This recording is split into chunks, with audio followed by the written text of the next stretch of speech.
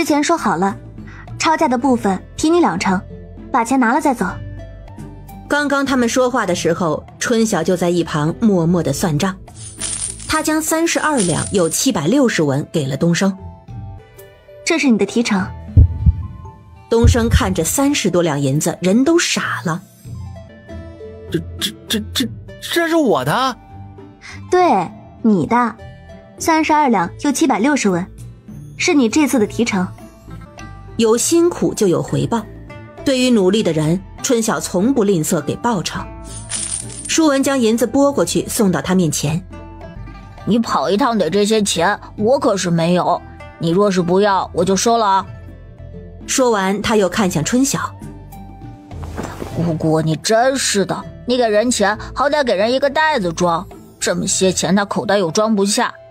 就你操心。周氏笑着进屋，拿了个小布口袋，将银子全部装了进去，塞到东升怀里。既然是你的钱，便好好拿着吧。东升接了钱，眼睛里似乎有泪花。他给春晓鞠了个躬，又从里面拿了5两还给春晓，这才拿着钱走了。有了这些钱，他娘看病不愁了。这一趟就是30多两，得做多少年工了？娘，原本就是说好的，咱要言而有信。若不是东升说要往外头卖，咱也挣不了这么多钱啊。你当我真是那小气抠搜的，这点道理不懂。我只是觉得他也算熬出头了。春晓看了看舒文，递给他10两银子。这是姑姑奖励你的，你爹就没有啦。严炳发跟大山在一旁笑，周氏却不乐意了。一个孩子，你给他这么多钱干什么？说完，他又看向舒文。等会儿给你娘，让她给你收着。这是姑姑给我的，我自己收着，我娘收的钱多着呢。你怕是不知道吧？你娘的钱袋子空了。严大山不明所以，他记得田氏那里可是有230-40两银子的。娘，钱袋子怎么空了？好事儿啊！前几日家里买了80亩地，在周家村，你跟大河一人40亩，地契都拿回来了。真的？自然是真的，我跟大嫂还有爹一起去的。那80亩老大了，一眼望不到头啊。这么快啊？这两人是看不成了。爹，你帮我们多看着些，等我把棉花的事情办了再去看看地。这么多的地，怕是要请人才行吧？这种黄豆还能赶得上吗？都这个时候了，地都没有整，人又没有，如今反正是来不及，就让他歇冬吧。这事儿啊不急，等棉花的事儿妥了再说。正说着，田氏从外面进来，说汤好了，让他们赶紧去喝汤。忘了跟你说了，你好好休息2日，这2日不用你做工，工钱到时候照发给你。申小姐，昨日拿了那么多钱回去，把我爹娘都吓坏了，知道是我出去帮忙卖棉花挣的，他们可是激动1晚上都睡不着。你不知道，如今县城看病可贵了，上次的8-9两银子也就扎了3天的针，开了几天的药。你这个钱对我来说太重要了，我真的很感激你。这是你自己凭本事挣的，我只是守信了而已。春晓笑了笑，又想起了什么。这个事儿你还是不要让望祖知道吧。都是一起做事的，30多两可是好大的差距。我明白，我就说我是替你们跑路，别的我什么也不说。那你回去休息吧。昨天回去洗了一澡，睡了一觉，好多了，这会儿不累。春晓摇了摇头。后头还要奔波，我想让你帮我看着家里的2个人，你可得养足精神。东升最后还是回去了。严大山踏踏实实地睡了一个觉，醒来的时候已经快中午了。这会儿看到兄弟俩过来，知道肯定是有什么事儿要讲。找我？说正事，咱们进去说。春晓跟着他们进了堂屋。说卖棉花的事啊，今天已经11了，我们来回一趟至少半个月，如今买了地，地那边也要等着安排。我想这次再走呢，就直接4辆车走。咱们家如今有2辆车了，再租1辆就是了。4辆车是可以，只是哪里有那么多的人啊？我刚刚就跟大河说这个事儿，大河也想跟着我们跑一趟。这地面生产要到1月，还有3个多月的时间。他说让娘先住过去，帮忙照看些时日。严春晓看着严大河，你跟二嫂说过了吗？她同意吗？严大河点点头。如今家里买了地，我们手上没有多少银子，周家庄那边还要买盖地的房子跟仓库，我就指着这些棉花挣钱呢，不跟着走一趟啊，我不放心。家里还有700斤左右，我们自己呢留50斤，你二嫂也让我去呢。就算二哥你去，怕是人手也不够吧？你们4个人4辆车，难不成你还真把舒文当大人使啊？他毕竟才13岁不到啊。自然不是。哎呀，这路上累得很，我也真不敢把他给累垮了，回来娘还不得笑我。我想让旺祖跟木生树一起去，他对咱们家的事情熟，到时候棉花有多少，卖了多少钱呢，也不会乱嚼舌根。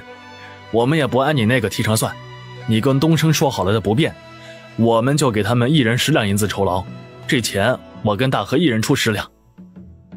春晓想了想，如此也好。那舒文还去吗？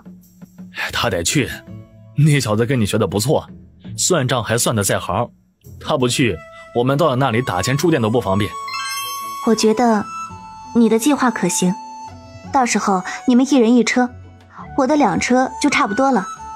运不走的，我自己留个300来斤，家里要多打几床被子才行，不然到时候五叔打了床，没被子也住不了人呢。等旺祖回来了，我就跟他去找他爹去。中午的时候，旺祖回了，听说严大山有事找他跟他爹，饭都没有顾上吃，就带着他回去了。回去后才知道，大山想请2人帮忙跑腿卖棉花，每人给10两银子的酬劳。2人差点没被这个消息砸晕，自然是满心欢喜地答应了。听旺福说，镖局的镖师走一趟镖也不过几两银子，他们这也算是撞大运了。心心念念盼着第3日能出发，结果第3日的时候，老天爷下起了雨，而且还是越下越大的趋势。天一下雨就显得空气特别的冷，春晓便陪着田氏坐在灶火旁取暖。怎么好好的就下起雨了？下雨是肯定不能走的，这棉花最怕雨了。要是他们走到中途下雨了怎么办？他们车上备着好几件蓑衣呢，突然下雨便盖上蓑衣，再找地方躲雨。咱家舒文也算是跟他爹出去长见识了，昨日还给我讲了好多外头的稀奇事儿，好多我都是第一次听说。你说这人吧，一辈子活在这么点地儿，连外头是什么样都不知道。田氏感慨，人家跟你说明明是真事儿，你没有见过就未必信。大嫂，这还不简单，等咱以后不忙了，咱租个车啊，专门出去玩，就到一个地方就吃吃喝喝玩，玩够了就换另外一个地方。都说见多识广，心胸也会开阔，以前觉得特别重要要紧的事情，见识过啊，也就变成了鸡毛蒜皮了。小妹，你说的这个还真是让人向往，只是哪有不忙的时候？就这冬日里不用日日做，但繁琐的事儿也不少。人这辈子都是一直操劳着过的。等你挣钱多了，自然会有那么一日的。今年冬日不用烧炭了，真好。去年冬日烧炭啊，可受罪了，我那手时常冻麻。咱家能起来全靠这炭，全靠你。我有时候啊，做梦都在梦到你还在周家，我们还过得一穷二白。说句没良心的话，我还挺感谢周宏志的。我也感谢他，若不是他忘恩负义，我也不会变成如今的我。2人说着说着都笑了起来，他们是疯了，感谢一个忘恩负义的人。6个人赶着4辆牛车，带着满车的货物出发了。春晓的货拖走了1500斤，剩下的310斤左右留在家里。大山家留了50斤，运走了640斤，大河家也留了50斤，运走了660斤。车队人马走后，送货的活儿就落到了严炳发、田氏跟春晓身上。周氏跟淑凤还有舒朵负责拿肉。总之全家除了张氏跟小盼儿，还有上学的严琦，其他能行动的全都安排上了。前2日，黄明鹤告诉春晓，他在万花镇的分店已经开张了。这对春晓来说确实是一个好消息，开了分店就表示他可以拿提成了。这几日他在想棉花种子的事情，如今家里总共就只有500多斤种子，这些种子还得挑选，他们却差不多有100来亩的地，这些地还不包括他自己要买的，这点种子肯定是不够的，他还得想办法多弄些种子。想到这里，他又想到了安伯，或许可以去陆村碰碰运气，就算是要烧炭，大不了再辛苦一段时间。于是第2日送完货之后，他在严炳发的陪同之下去了陆村。他们到陆村的时候已经是中午了。你们找谁啊？请问安伯在吗？春晓礼貌地问道。安伯早在8月的时候就调回去了，你们是他什么人啊？怎么他走了都不知道啊？我们家去年给你们庄子烧过木炭的，不知道小哥有没有印象？那小厮仔细看了看他。啊，是有这么回事儿，我倒是记起来了。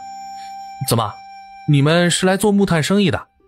怕是不巧，今年我们庄子用不上了，除了庄子上原本买的人，其他的仆从都要调回去，我也是要走的，买的那些人不用炭。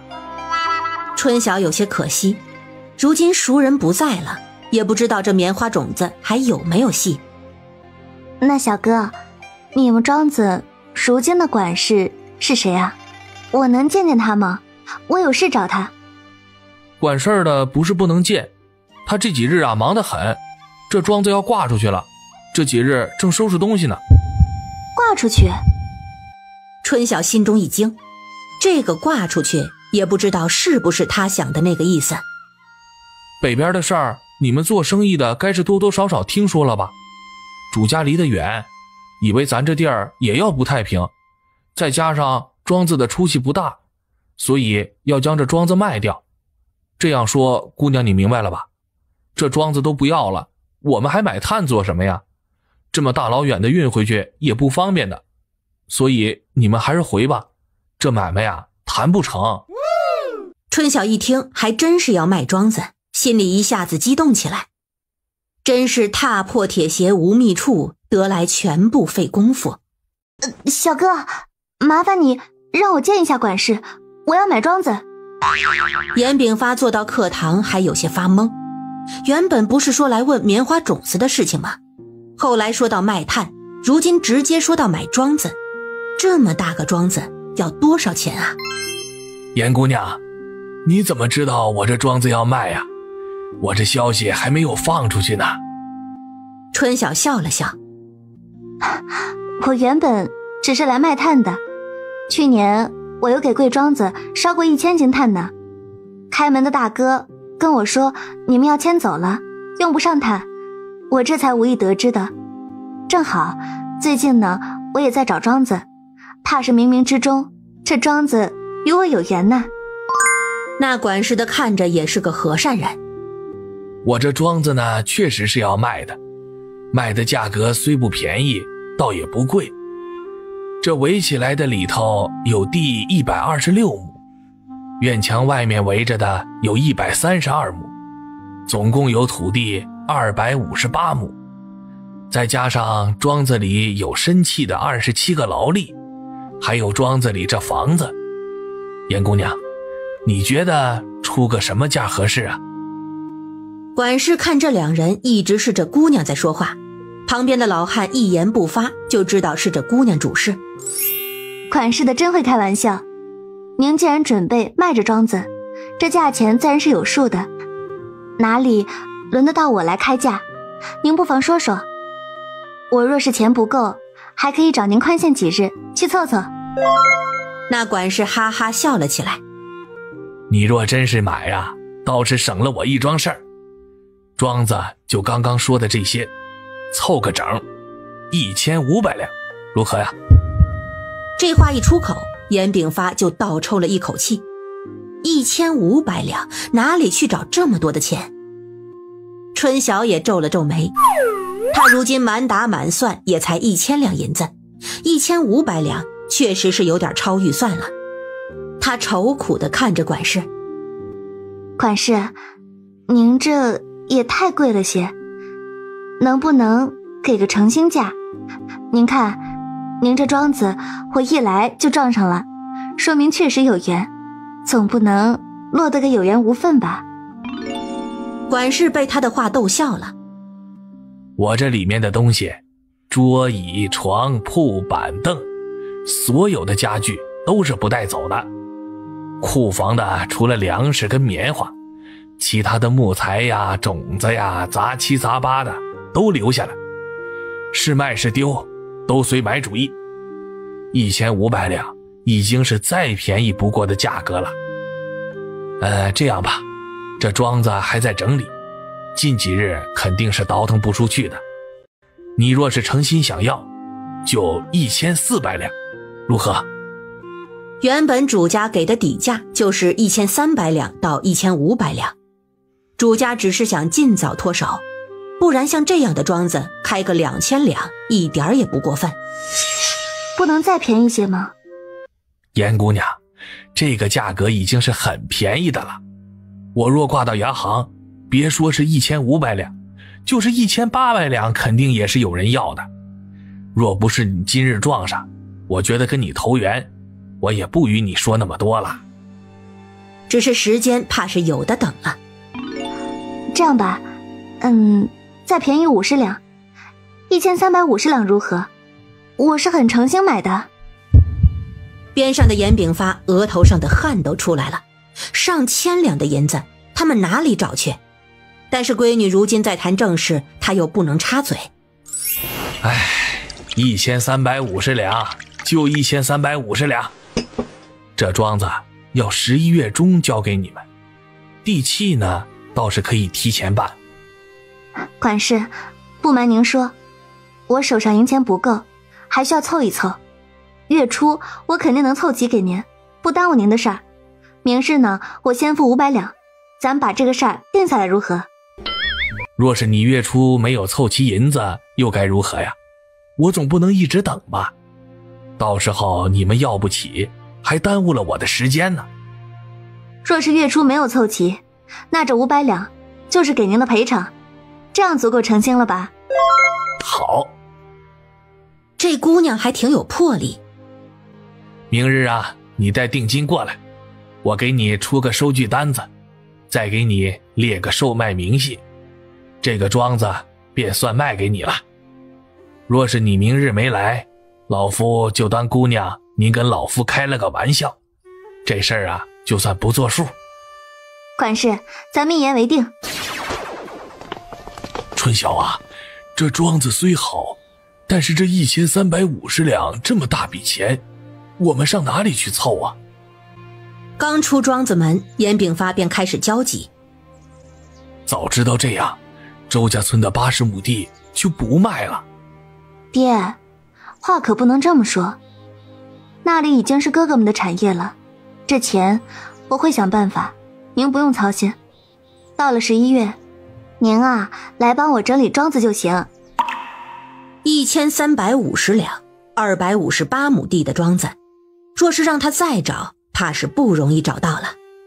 春晓并没有任何担心的表情，虽然他这样讲，严炳发心里却仍然放不下心。你说的轻松，你知不知道1分钱能难倒英雄汉呢？总之，爹，我会想办法。事情没有处理好前，先不要跟家里人讲，免得他们跟着担心。只希望哥哥们能如约回来，这样他就又有200两的进账，过几日又能分个60-70两，到时候再跟哥哥们一人借个50两，这钱就够了。回到家，他将自己的银子又清点了一遍，确实有1037两，有几百个铜板，还缺350两。他如今就盼着大哥早点回来。傍晚的时候，严炳发跟周氏过来了，给了他110两银子。这是你之前给我们的，你拿好，不够的再想想办法。要不跟你嫂子他们说说，他们有肯定会借的。嫂子他们的钱都买地了，手里没有多少钱了。娘，别担心，这不是还有时间吗？哥哥们回来就有钱啦。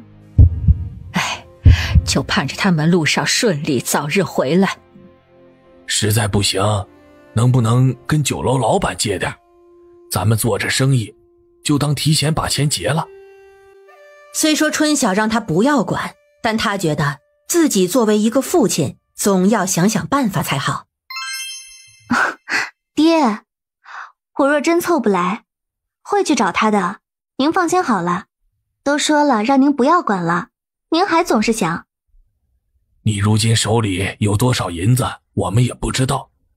若是缺口大，咱就不该这么贸然的买这么大的一个庄子。严炳发如今的心情很矛盾，他一边想着要不这定金就不交了，当没有这事儿，一边又想着这么大的庄子碰到了，怎么也要试一试。总之心情是矛盾至极。如今又开始懊悔不该贸然让大山跟大河买了那80亩地，不然钱就算缺也缺不了多少。第二日，春晓便又去了陆村庄子，给了管事500两的银票。管事没想到他还真的来下定了，于是给他列了一下庄子东西的清单，并给了他一个定金收据，并约定好11月初5交齐尾款，不然这定金就当是赔付了。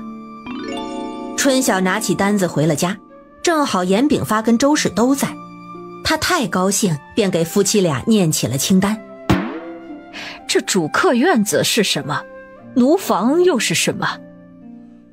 周氏没有去过庄子，是什么样子的他都想象不出来，只是听说地很多。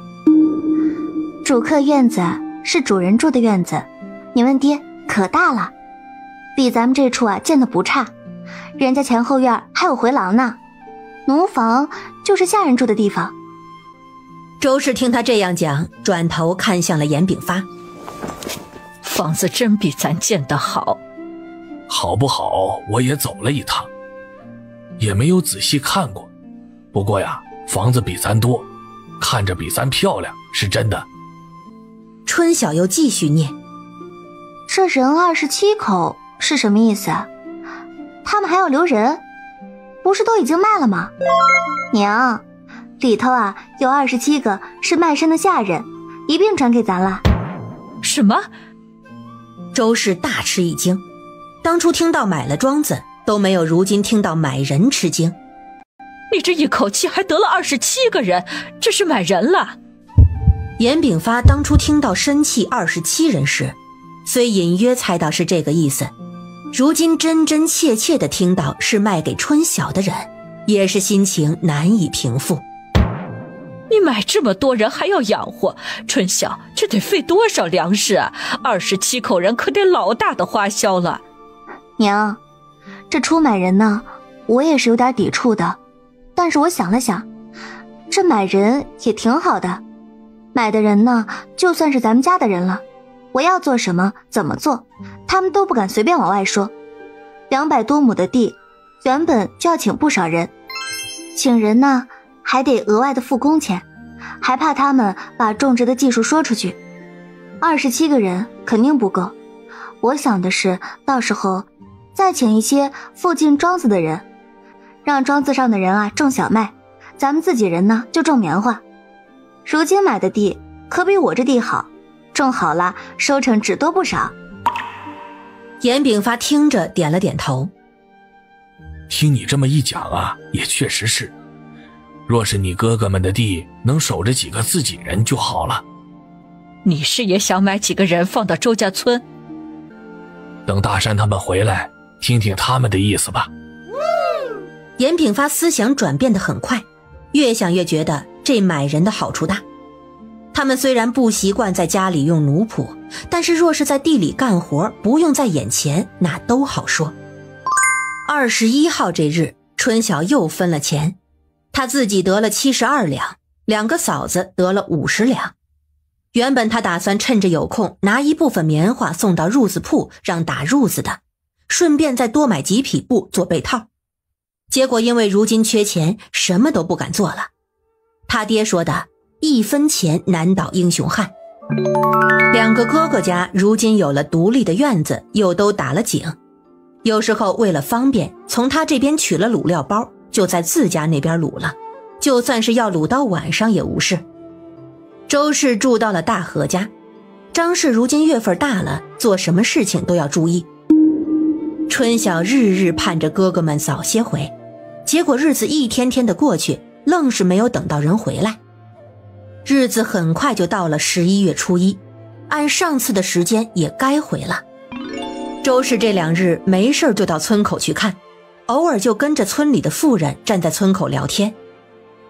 如今大家都知道望祖跟东升是他们家的长工，也打探到1个月的工钱有700文。好多人都起了心思，特别是那些妇人。女人跟女人最容易说得上话，所以他娘在的地方很快就能聚集人。周嫂子，这时候不早了，估计得等到明日了。是啊，麦娘，我看今日该是不会回了。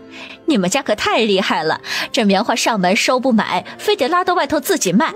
这外头是不是价格老好？上次看你们的车出去，那家伙得有上千斤吧，收成这么好，弄得我们当家的都说开春了要种棉花。何止你们家呀，村里人好多人家都说开春了要去种棉花，估计到时候还得去周嫂子家问种子的事情呢。哎呀，种子就算了，我们家还缺种子呢，如今还得想办法出去寻。几个妇人相互看了一眼，只以为是他不想给的托词。怎么会呢？收成那样好，种子只会比之前多，怎么还会缺呢？周嫂子莫不是怕村里人跟风？这有啥好怕的？谁有本事谁种去呗，难不成大家收成好了，我还能不高兴？你们是不知道伺候那棉花地有多费事。算了，你们到时候自己种了就知道了。我们家大山跟大河在周家村买了地，也是要种棉花的，这地多，种子自然是不够的。大家一听，这是新消息啊！麦娘，你们在周家村买了地，什么时候的事儿啊？捂得可真严实啊，一点信儿都没有。买了多少地啊？说说呗。就前不久买的，买了不老少。严炳发交给他一个任务，让他跟妇人们一起的时候探探村里人的口风，看看有没有人愿意去外村干活的，这样开了村找人也有个谱。这地买的多，你们家人手哪够啊？就春晓那处都忙不过来吧？谁说不是呢？可不就是缺人手，过些时等他们都回来再想办法吧。那你们家呀还招人不招啊？是不是还得请长工啊？几个妇人迅速地聚集过来，一个个带着期盼的眼神看着他。周氏迅速地看了他们一眼，估计得招，不过到底什么章程，还是得大山跟大河回来了才能定。他又朝远处的路上看了看，今日是等不到人了，我先回去了，走了。周氏走了，几个妇人也匆匆回了家。11月3日，严大山他们还没有回来，只有2日时间了，剩下的银子他得凑了。他手上的银子有1219两，还缺131两。公账上放到他这里的银子还有70两，可以跟嫂子们商量先借用，再找嫂子们一人借30两就齐了。心里算好，他便去找了张氏跟田氏。田氏跟张氏这才知道小妹在别处买了大庄子，怕他钱不够，两人都把这次分的50两借了出来。第2日，春晓就带着剩下的钱去了陆家村。既然钱收齐了，那咱这买卖呀也算是达成了。我们全部撤走，差不多得到12号。严姑娘12号你来清点明细，如无问题，咱就是银货两讫，再不相干了。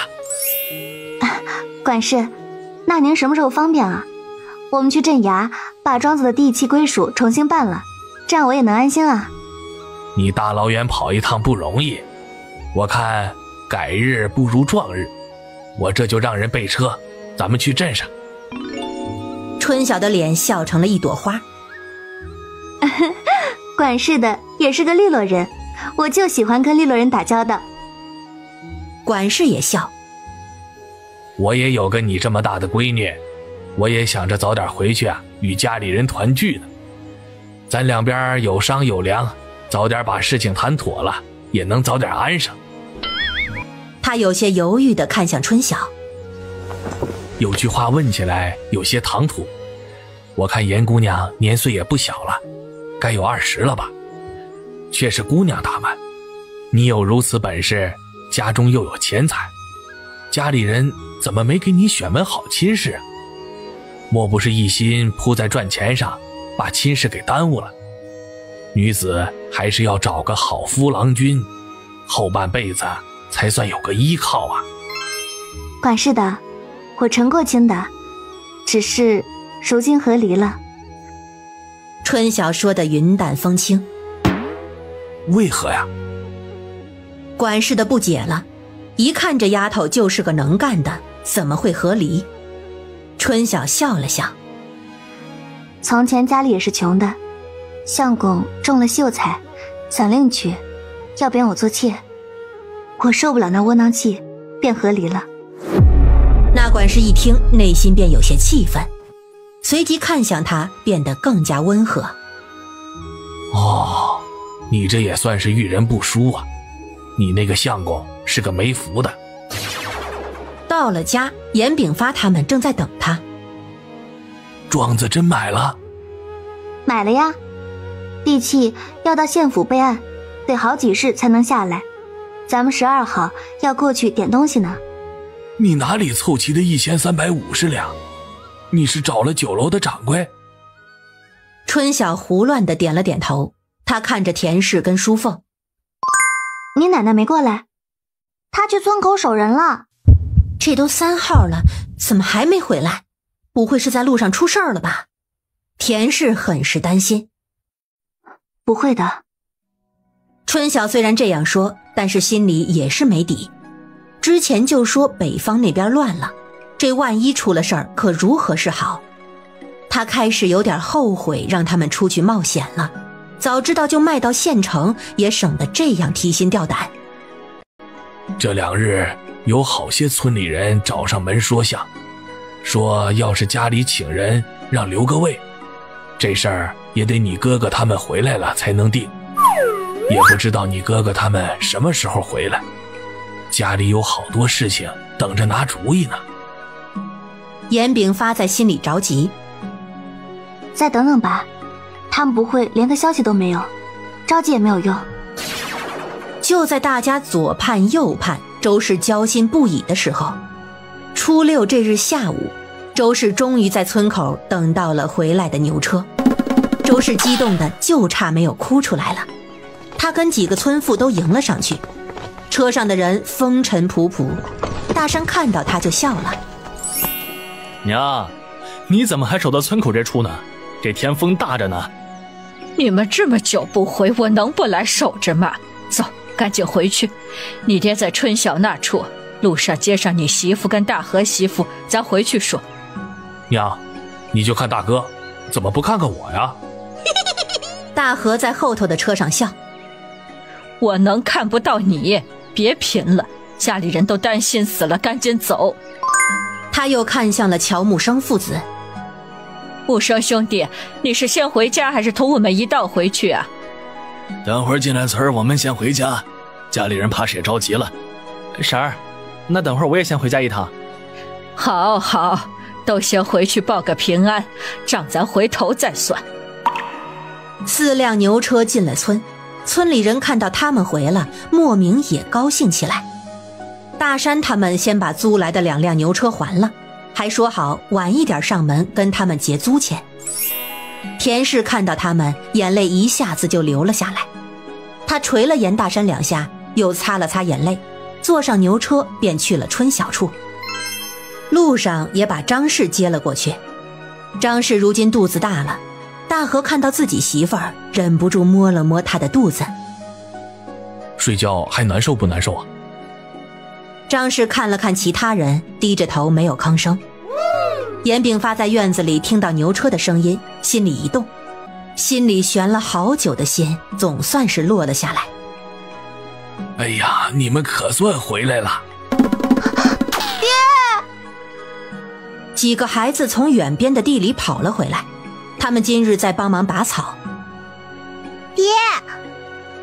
嘴里喊着爹，却是一溜烟的跑到了舒文跟前。哥，出去这么久，有没有带好东西？舒文翻了个白眼。我出去这么久，回来你们就找我要东西，水都喝不上一口。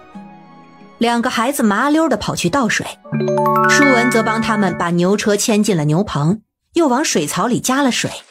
这人渴了，牲畜自然也是渴了。3人也是一身疲惫，坐下边喝水边休息。这次怎去的这么久，都20多日了，你们不会又往远边跑了吧？哪能啊，奶奶，我们还是在同州，东西买了要走的时候被抓了，爹他们几个被关了3日。在座的人都是一惊，怎么卖个棉花还被抓了？这同州不让卖棉花。官府抓的人，为何抓人呢？他爹问的正是春晓要问的。几个妇人的眼睛齐刷刷地看向了3个人。哎，还是我说吧。二和嘴皮子利索，说话快。洪州那边啊，起徭役征兵了，凡是年满15到50的都要上战场。有好些人逃徭役，官府便上街抓人。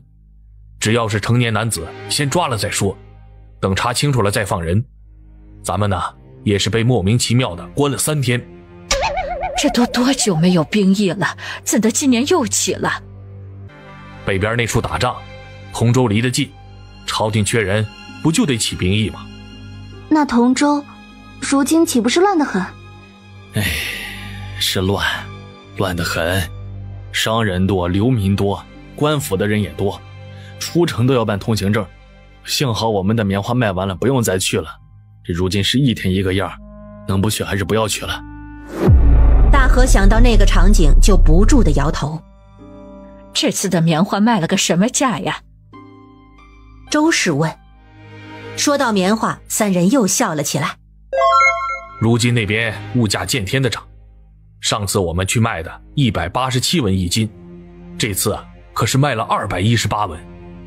听说官府也在征棉花，我们害怕官府那头把我们的棉花征了，找到合适的买家就卖了，不然若等几日，这价格怕是还有的涨。218文，天哪，这价格翻了这么多呀！218文已经很高了，咱不能贪心。总算是平安回来了。春晓原本想着，这差价这么可观，是不是可以在本地收点棉花出去卖？如今看来还是算了。严大山将一个布包袱放到春晓面前。这是你那份钱，正好327两。春晓拿过钱袋子。路上的花用多少钱啊？哎，这花用的也不多，我们自己摊了，你拿好你那份就行。春晓笑得明媚。那就谢谢二位哥哥了。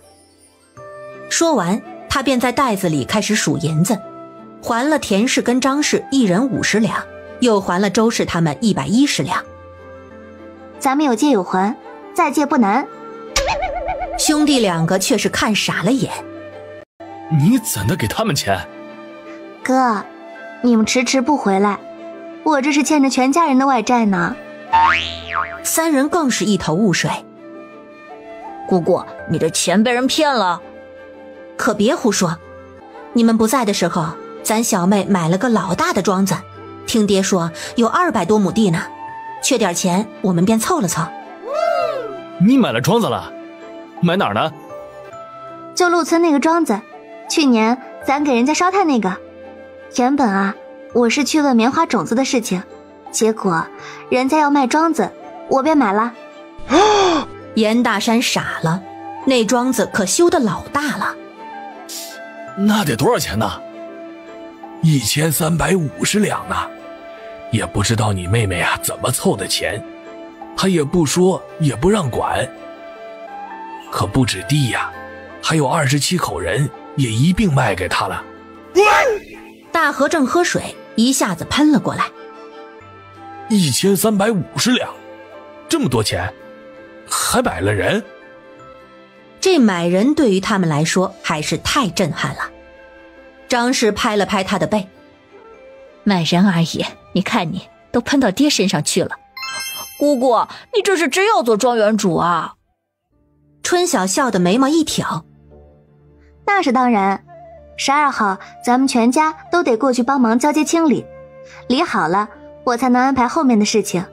庄子里应该是有不少的棉花种子，种子的事情啊是不愁了。你买这么多的人，你养得起吗？我买的人啊，只用管吃穿就行，而且到时候听我安排，不会泄密。若是请人就麻烦多了，不仅多出银子，还得找靠谱的人签契书，怎么样都是买人方便。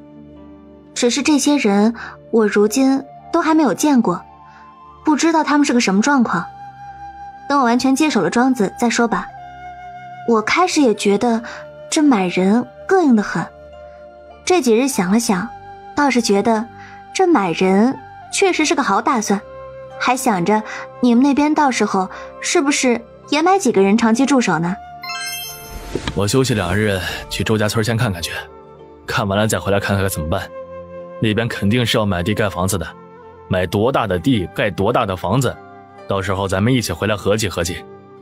依我看呢，也没什么好看的，不如等春晓的庄子收了，咱直接去看庄子。人家的庄子肯定都是规划的十分好的，到时候要建什么怎么建，有个参考，我们也不用走弯路。今日都6号了，咱也不急着这几日。若是大山你想看看地，让你媳妇儿带着你去，她知道地方。这规划还是等看了春晓那边呢，咱再做决定。大家都很累，就这样说了好一会儿话后，大山说要把木生叔家的酬劳跟牛车的租金送过去，几人便各自回家了。春晓将东升的佣金算好了，放在一旁。如今虽然没有什么余钱了，但是好在钱财是扯成了。之前虽然只是欠家里人的钱，可对于他来说就是欠钱。他拿着自己仅剩的40多两银子，心里想着不知道庄子那头还要用多少钱整理，不行就先都将就着，等手头宽裕了再说。严大山休息了2日，就跟着田氏去了周家村。东升家也在村里买了6亩地，紧接着严木生家也买了4亩地的事情也出来了。大家都说跟着严炳发家，连村里的困难户都发财了，每日去找严大山的人就更多了。9号这日，春晓去了镇衙，取回了他的地契。他就这样拿着这张地契笑了一天。我看你小妹这是疯了，拿着张纸变成了个傻子。周氏好笑的调侃。小妹她是太高兴了，她以前就说要做地主婆，如今呢也算是得偿所愿了。娘，您别说春晓了，要是我呀，我怕是会笑得更傻。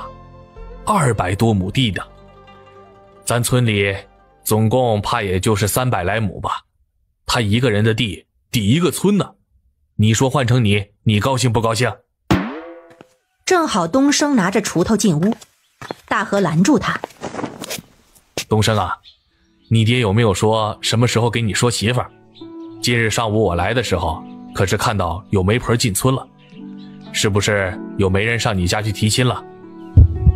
东升一听，耳根子立马就红了。大河哥，你莫要胡说，没有的事。周围坐着的几个一下子都笑了。你害羞个啥呀？这么大个人了，脸皮子这么薄。他哪知道啊，一早就来上工了，说不定家里已经谈妥了也说不准呢。这个岁数也该说个媳妇呢，如今手里攒了些钱，现在不说什么时候说呀？我是没有小闺女，不然你给我做个女婿也是不错的。周氏可惜地看了看他，家里几个人你一句我一句，说的东升招架不住，落荒而逃，后面立马一阵哄笑声。12号这日一早，全家人出发去镇上，送完货就要出发去陆村。几个孩子也想去，但是家里没有人不成事儿。春晓便说下次家里有人的时候一定带他们去。都说庄子大，除了严大山跟严炳发，其他的人都没什么概念。这回到了地方，总算是知道了。春晓上前去敲门，等了一会儿，门开了。我就知道该是你们到了，正等着你们呢。东西交接好，我也该走了。将他们迎进门，走了很长的一条青石板路，就到了主院。主院如今站了好些个人，穿得好的站在一边，穿得破旧的站在一边。周氏看到这么多人，唬了一跳，原本还在跟田氏窃窃私语，这会儿也不敢出声了。严炳发他们知道管事的应该在训话，所以也站在一旁没有说话。之前已经跟你们说了，庄子已经出让，日后你们就跟着新的主人好好做事儿，总会给你们一口饭吃的。如今主家到了，赶紧上门拜见吧。刚说完，边上的20多个人便齐齐跪了下去，把春晓他们吓个够呛。下跪就不必了，以后好好做事就行了。赶紧起来吧，起来吧。春晓摸了摸鼻子，看了看管事。主家让你们起来，你们就起来吧。边上有几个穿得好的仆从在底下偷偷的笑，被管事瞪了2眼。春晓觉得这个管事是个和善面相，这瞪人也没什么大的威力。严姑娘，既然来了，赶紧按照清单上的点点吧，若是没什么差错，我们按个交接手印便走了。好的，我们这就点，还请找个人给我们引路，告知哪个房原本是做什么用的。啊，那是自然。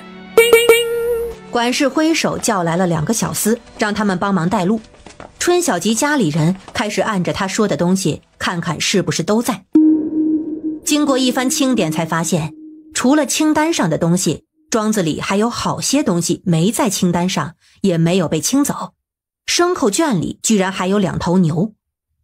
周氏跟捡到宝一样跑去告诉春晓。一上午，他们便在各个房里乱窜。主院那边要走的仆从站得久了就不乐意了，一个个交头接耳议论起来。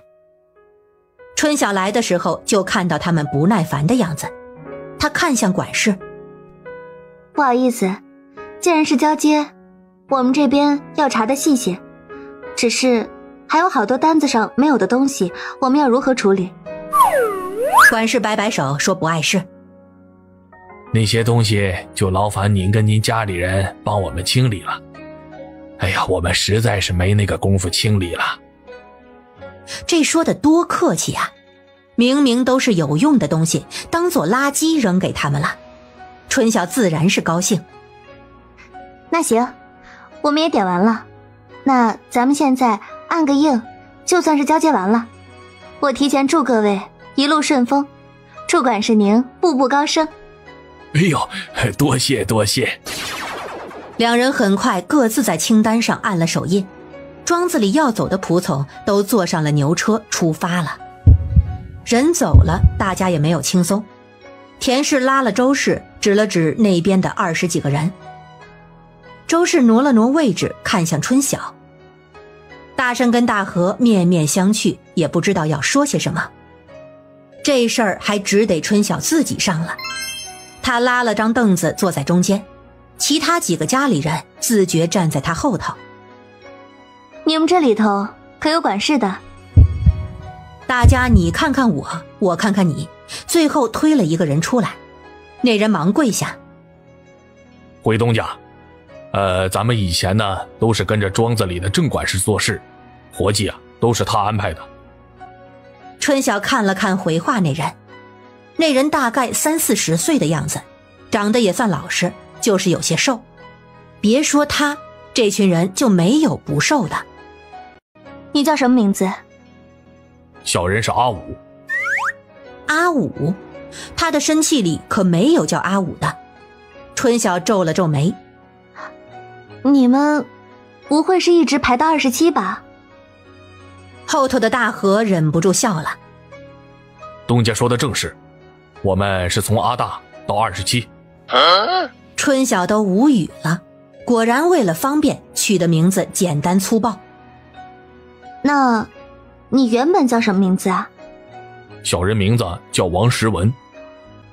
王时文这个名字确实是有，他们这些人都是外乡人，那些个地方春晓有不知道。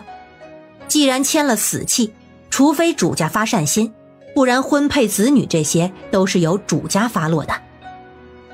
那好，王时文，你记住，你们也要记住。他看向众人，我是这庄子的新东家，后面这几个全部是我的家里人，以后你们只管按照我的要求尽心做事，我绝对不会苛待你们。如果有那吃里扒外的，也别怪我手下不留情。这话一出，众人纷纷跪了下来，直说不敢。田氏觉得春晓可太有气势了。王时文，既然你们之中没有管事的，你又是大家推出来的，那从今天起，你就是这27人的管事，你可听明白了？都起来吧。还真不习惯别人给他下跪。底下的人纷纷站起来，规矩地站在一旁，没有交头接耳。你们都上前，抬起头，把自己的名字报一报，我也好心里有个数。大家依次上前报了名字，春晓拿着身契一个一个地看，看年龄籍贯，这些人年轻的32岁，年迈的48岁，刚刚那个王时文35岁，大部分都正值壮年。看样子钱庄子的主人也是精心挑选过的。人一一对了之后，春晓便让其他人下去歇着了，只留下了王时文。你先跟着我，我若是有不明白的地方就问你。您尽管问，我在您边上候着。爹娘，咱一个房间一个房间的看吧，先看看人住的屋子，有什么坏的不要的咱们都清理出来。几人绕到主院后头，这住人的房间有16间，里面床铺、柜子、桌椅板凳都有，看样子像是整理过，看着还算干净。尤其是东边的4间房，里面布置的尤其好，床比其他屋子看起来精美，房间还有屏风，房间里没什么整理的。他们又去看了后头的杂房，刚刚他们点的时候就看到他们之前去过的那个柴房里面堆了满满的木材。有这些个材料，咱们可以继续烧炭呢。还是留着吧，这些木料可以留着做东西呢，都烧了可惜了，万一烧了庄子里又缺东西，还得重新去买，那就不划算了。春晓考虑的是啊，咱家还有好多东西要做呢，早知道这边有材料，就不用严老五家的，能省一笔钱呢。爹，你都说了，五叔是公道家，还有啥好说的？隔壁是个大库房，我之前看到了，有好几袋棉花种子呢，还有一些其他种子，还有一袋粮食，应该是给下人们留的。这以前庄子管事也算是个仁义的。娘，咱们去看看，我还没看过。春晓跟着周氏他们去了杂房，杂房很大，如今却空着。春晓果然看到了不少的棉花种子，还有杂七杂八的菜种子。王世文，之前庄子种了多少的棉花，你可清楚？回东家，种了90亩地的棉花，110亩的稻米，跟58亩的麦子。种稻米要灌水，稻田都在外头。8月收了之后，就种上了黄豆。麦子地也种上了黄豆。棉花收得晚，所以地里呢如今空着。这几样作物的收成如何？总的收成小人不知道。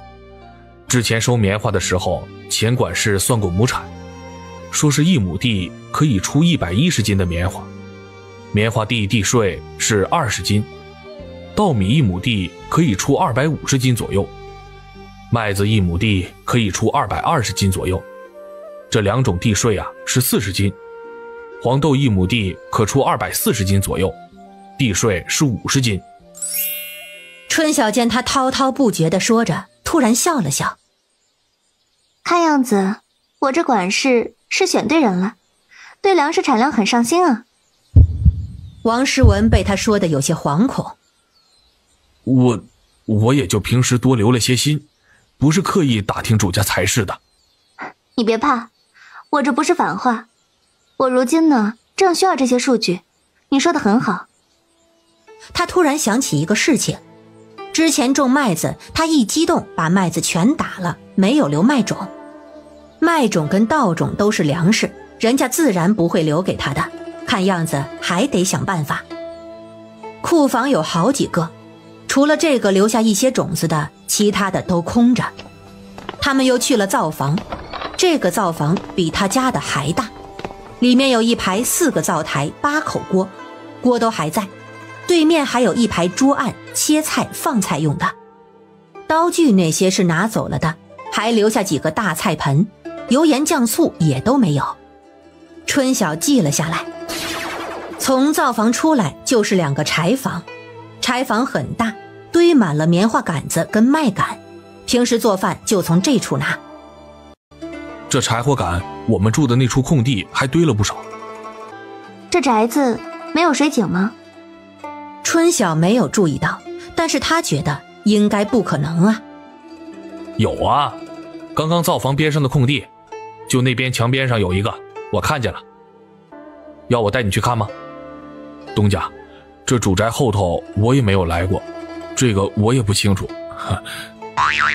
王诗文有些尴尬地笑了笑。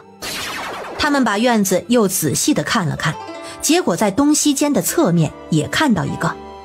这井都做到边上，不像我们做到院子里一看就看见了。这房子做得好，又大又好看，走廊还用了不少的木柱，这要是真做，怕是要花100-200两银子吧。肯定要，咱那房子都差不多花了100两呢。这庄子买的确实是值啊。严炳发如今觉得这1350两花得太值了。王诗文，除了这处主院，地里可还有井？有的，里头地呢有4口，2口深井，外头地呢有3口，地里总共有7口井。也别问他了，地里咱还没有去看过呢，就进门的时候大致瞟了一眼，咱自己去看看就行了。从侧门出去就能看到一望无垠的田地。一伙人来到地里，边走边看。地里如今有一边种着黄豆，黄豆已经长了一大茬了，但是大部分却空着，应该是之前种棉花的。这地方大，走路都费事儿，就这么绕着走一遭都要半个时辰，我看20多个人也成不了事儿，还得找人呢。250多亩地呢，20几个人的话，一个人就得管10亩，那哪里成啊？大山算了算，跟他娘得出的结论一样，得找人。庄子平日里干活有多少牛啊？那牲口圈很大，养的牛应该不少。总共是8头。才8头？他以为这么多地怎么着也得10来头吧，如今有2头，他得想办法买牛才行。平日做活的人除了你们还有谁？还有另一批管事们带的仆从，不过他们做的都是清闲活，主要是我们，还有10来个鹿村的村民。可是佃户？不算是，别的庄子有佃地出去的，咱庄子没有佃地出去，只是忙的时候1天20文请人。刚刚这位老爷说1人管不了10亩，我们种地确实没有1人管10亩，我们1人管8亩地，剩下的都是找村里人做，种好了之后差不多就是一人管10亩。这还真是把人当牛使啊。地这些也看得差不多了，带我去你们住处看看吧。这房子比咱以前的都不如，这气味就让人受不了。春晓过来也闻到一股怪味儿，他走到房子门口看了看，房子里除了简单的床，基本上没什么东西。又见他们一个个穿着单薄，就知道平日过得并不好。房子也不多，差不多就是10间，除了4对夫妻，其他房间应该都是3、4人住一间，被子也是黑黄黑黄的。他稍看了下就出来了，田氏则直接站在一边捏起了鼻子。你们平时作息如何？饭食如何供应？天亮了就起来干活，天黑了就睡。饭食呢，一般是杂粥配菜，有仆从按点送过来。我们每个月会洗2次澡，上主院供房边上的净房洗。大概是看出了主家的嫌弃之意，王时文赶紧解释。春晓又看了众人一眼，都跟我上主院那边，我们开个会。大家虽然不知道这开会是个什么意思，但是主家发了话，他们不得不从。来到主院后，春晓就把家里人安排到了东4间休息，其他人则在院子里站着。我这个人呢，别的喜好没有，但是身边的人一定要干净。这2天天气好，王世文，你监督大家，这2天一人洗个澡，洗个头，务必要洗干净，水烧热些，多用些，不能受了风寒。若是能相互之间搓搓澡是最好的，衣服旧没有关系，但是一定要穿得干净。春晓见他们穿着实在有些看不过眼，这衣服得解决呀。知道了，东家，下回来呀，我们肯定都干干净净的。第2件事，以后大家不要住那边了。这主院呢，除了东边4间，剩余还有12间房，4对夫妻各住1间，落单的2个妇人住1间，王世文，你单独住1间，其他人或2个人或3个人住1间，床不够的把那边床挪过来，被子那些呢，先临时用一下，以后有新的再扔。大家都不可思议地看着他。王世文，这个事情你安排好。哎，知道了，东家。王时文一脸激动地连声应好，他又看向几个妇人，你们可会做饭，会缝补？几个妇人连连点头，会，小人们会。以后你们2个人2个人的，轮流在这边造房给大伙儿做饭。最近没有什么活计安排给你们，你们搬了就把那边拆了，挖几个大坑，我有用。东家，那你想挖多大的坑啊？王时文殷勤地问。春晓想了想，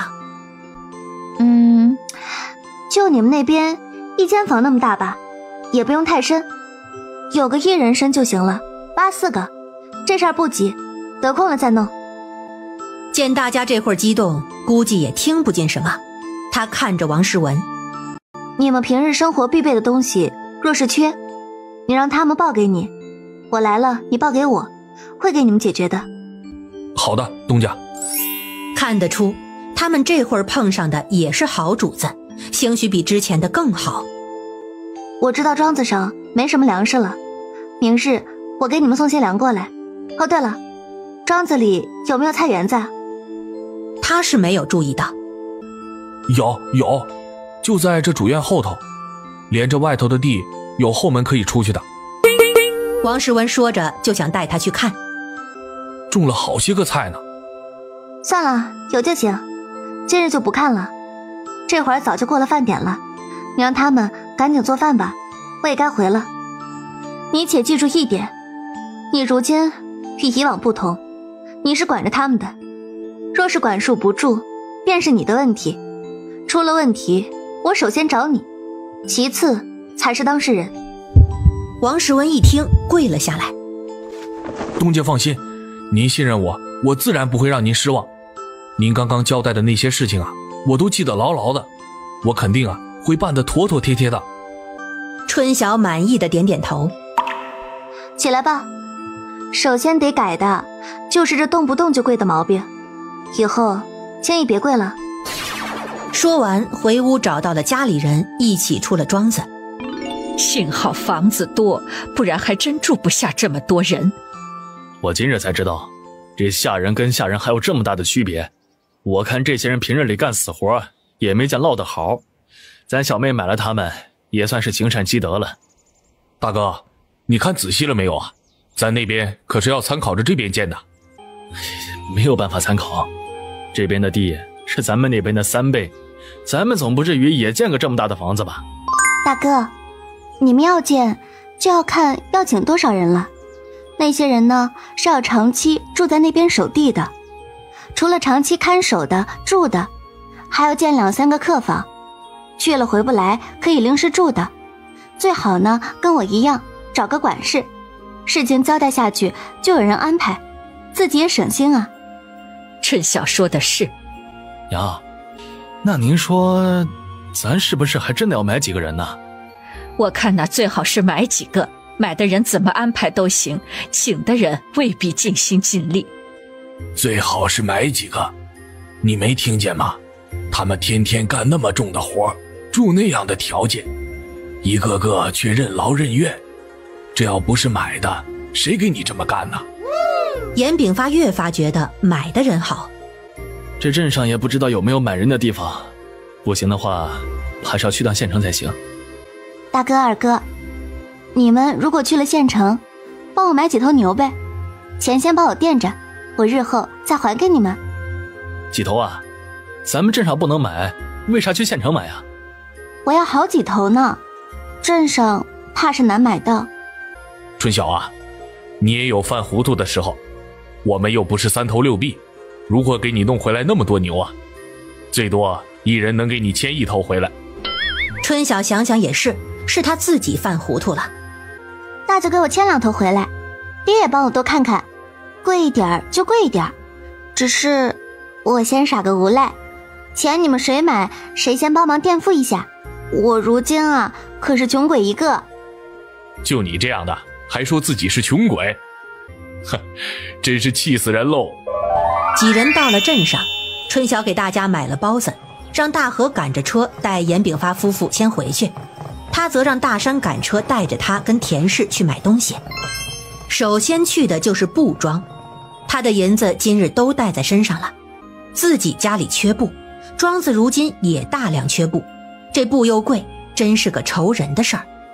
他拿了一匹姜黄跟一匹浅蓝色的粗布，准备拿回去做被子，结果布涨价了，粗布也要900文一匹，虽然贵了不少，他还是买了。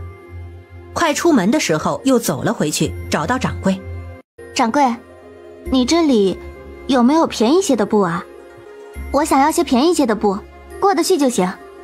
掌柜看了看他，你想要多少啊？春晓一喜，这是有的意思了。若是价格合适的话，我自然是要多买几匹的。我库房确实是有一些子陈年的旧布，有些受了潮，有些泛黄，有些呢是有瑕疵，这价格自然是比这新布便宜许多。你若是不挑色，要的多，咱们价格也好商量。那掌柜，麻烦你带我们去看看吧。春晓让严大山在外头牛车边等着，他自己拉了田氏跟布庄掌柜去了院子后面的库房。布庄的仓库大，靠外头的部分布都放在架子上，摆放得十分整齐，越往里面越杂乱。两位看看吧，布都在这里了，粗布细布都有。你若是要粗布500文一匹，细布呢给个900文。这布颜色虽坏了，但是做衣服那些一点不耽误事儿。你们应该知道，如今这棉花的价格是水涨船高啊。我这布若真摊开来处理，也是不愁人买的。你们自己先找吧，找好的叫我一声啊。掌柜的将他们丢下就走了。没多会儿，门口出现一个小二，春晓跟田氏便翻看起来。布的颜色很多，像掌柜说的，大概是炒久了，浅色表面都泛了黄，深色的也变了色，有些更是一团一团的，像是污渍一样，大多有一股潮味儿。他们不停地翻，不停地看，里头的确要好一些，起码没有明显的水印子。将觉得比较好的翻出来放到一边，最后一看还真不老少，里面还有不少的细棉布。小妹，你买这些布是给庄子里的人吧？这里头有些布还不错，咱自己也能用。那就多买些，反正便宜，就颜色差了些，洗洗晒干了也没两样。我们那边田地也要买人，我是不是也跟着买几匹备用啊？春晓见田氏犹豫，买吧，咱一起买，我也跟掌柜再讲讲价。最后春晓挑了7匹细棉布，16匹粗棉布，田氏挑了3匹细棉布，4匹粗棉布。二人又去跟掌柜的讲价，掌柜见他们确确实实买得多，最后细布按700文一匹，粗布按400文一匹卖给了他们。这个价格比买新布划算许多，二人都十分满意。三人将布匹全部搬上牛车，又出发去了杂货铺。我都没有想到布庄里有这样的布，早知道就算是以前家里穷，咱也是可以咬咬牙买上一匹做衣裳的，如今的价格才只有之前的一半。嫂子，你别听布庄老板说的，这些布啊，若不是我们问的，他肯定不会拿出去处理的。你想想，他若是便宜卖这些布，那新布就卖得少了，卖少了如何挣钱？所以啊，他宁愿报废掉，也不愿意卖的。田氏大惑不解，那他今日为何要卖啊？咱们是一户，影响不大。你没注意到吗？起初他就说了，少了就没有，多了才卖的。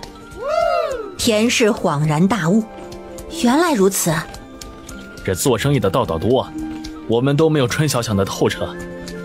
大山赶着车，去杂货铺是要买什么呀？我要去看看棉花。你家里不是留了200多斤棉花吗？怎么还看棉花？我给庄子里的人看的，我想买点陈棉。他又不傻，新棉那么贵，那么多人要用多少？他再好心，如今又没钱的。车子停在了杂货铺。掌柜的，生意好啊。掌柜笑眯眯地迎上来。托福，几位要点什么？你这里陈棉怎么卖啊？哟，如今的棉花可是紧俏货，尤其是今年。您要是去年的陈棉还是前年的陈棉啊？都什么价？田氏问。去年的76文，前年的50文。春晓与田氏面面相觑，有些无奈。那今年的新棉呢？春晓走进店子，随意的看。不好意思，新棉今年没有，这新棉呐，根本就收不到。前些时候好不容易得了些，没2日啊就被卖光了。新棉今年的价格可是不得了啊，今年种棉花的算是走了运了。我那里倒是有不少的新棉，掌柜，若是我用新棉跟你换陈棉，你可换？换，自然换。不知道姑娘要如何个换法？掌柜，还是你说吧，这行情呢，我们也不懂得，说错了岂不是笑话？如果姑娘的真是新棉，想换陈棉，去年的1斤兑1.5斤，前年的1斤兑2斤，如何？我能看看你的陈棉吗？这陈棉虽放的旧些，也是好棉花。要是你的陈棉都是烂棉花，我可不换。我带您去看看。我这小店啊，开了这么多年，一直都是童叟无欺呀。别说是烂棉花，受了潮都会好好的晒干。您放心好了，到时候姑娘的新棉呐，我也得好好看看。明日我就给你拿来，今年9月份才收的。春晓跟掌柜去看了棉花，棉花虽旧，但看得出不是重打的絮子，还算不错。他在心里算了算，庄子里的人一人3斤做棉衣棉裤就要81斤，一个屋2床4斤的盖入，5斤的垫入，冬天2床盖一起不冷，春秋可以分开盖，这样最合理。褥子就要156斤，2个加起来就得237斤。他如今还有240斤左右的新棉，他与掌柜的又还价了一番，最后2人说好，他拿110斤的新棉换前年的陈棉240斤。双方谈妥，他便让大山赶着车准备回去。按这掌柜的做派，这新棉怕是也要上百文了。咱镇上就长了这么多，不知道外头是个什么样子。若不是不安全，这倒卖的生意倒是可以做一做。大哥，你之前想过倒卖？春晓还有些意外，能想到这个也算是有点生意头脑。上回回来东升说过，只是后来你不是说外头不安全吗？他便没提了。如今看来，咱这棉布确实买的便宜，我该给弟妹也挑几匹的。她肚子里那个也快了，就得用这细棉布，多洗几遍晒晒不妨事。越想越是这么个理，我得再去一趟布庄。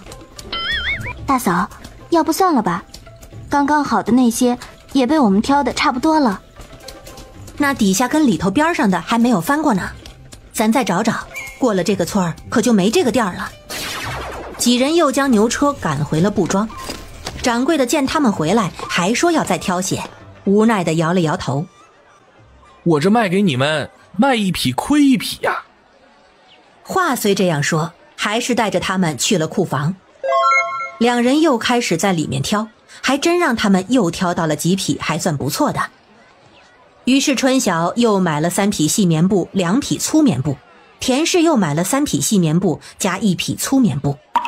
大山笑着帮他们把东西搬上车，边上有好些人不明所以的围观。3人布买完，才心满意足地离开。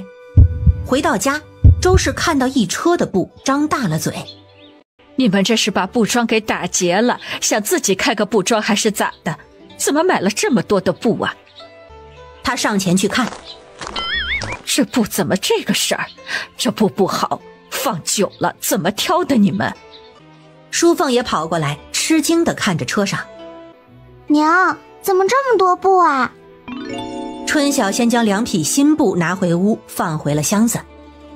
出来就听到田氏跟2人讲今日买布的事情，总结出来就是今日买的布十分划算。划算你们也不用买这么多吧，这得有几十匹吧。娘，今日庄子你们都去看过了，那些人的被子根本就不能用，得做新的。现在这么冷，他们穿的那么单薄，若是病了我还得给他们治，所以棉衣也得做，这2样加起来可不得好多布吗？我今日还买了不少细棉布，有一些看着不错，自己用也是没有问题的。周氏想想没有再说什么。你们这是买了多少啊？10匹细棉布，18匹粗棉布。当然新布2匹没有算进去。我的6匹细棉布，5匹粗棉布，我送2匹细棉布给弟妹孩子出生用。咱家地里若是买人也得准备着。娘，您不知道，如今这棉可贵了，前年的陈棉都要58文1斤。小妹今日跟杂货铺掌柜说好了，用110斤的新棉换240斤的陈棉。那这新棉不是值上百文？可不是。春晓这种棉花可算是种对了，这几日又有人到咱家问棉花种子的事情，我想着春晓啊，你到时候庄子有多，咱还是给些村里人，种成什么样就看个人的缘法呢。这个自然是没问题，只是到时候若是收成不好，可不能怪在我种子的头上啊。我看啊，还是别了，你担心的这个也不是不可能，可村里人也不是个个讲道理的，说不定最后还真怪到这种子头上，说咱给的种子不好。这周氏迟疑了，他可是没有想那么多。这事儿以后再说吧，这不是还早呢吗？娘，先帮忙看看布，哪些可以自己用的咱也挑一挑。今日的布是真多，颜色也多。他在心里算了算，1匹布做3套棉衣裤应该是够了，1人1套就是9匹粗布，床单被套8匹应该是有余。这么一算，这粗布倒是买得刚刚好。幸好回去又挑了2匹，不然说不定还不够。这粗布是没得留了。里衣一人最少做1套，里衣单层用料少，1匹布可以做5、6套了，那5匹细棉布也就够了。春衫就以后再说了，单薄的衣裳他们应该也有，等日后条件好了再说。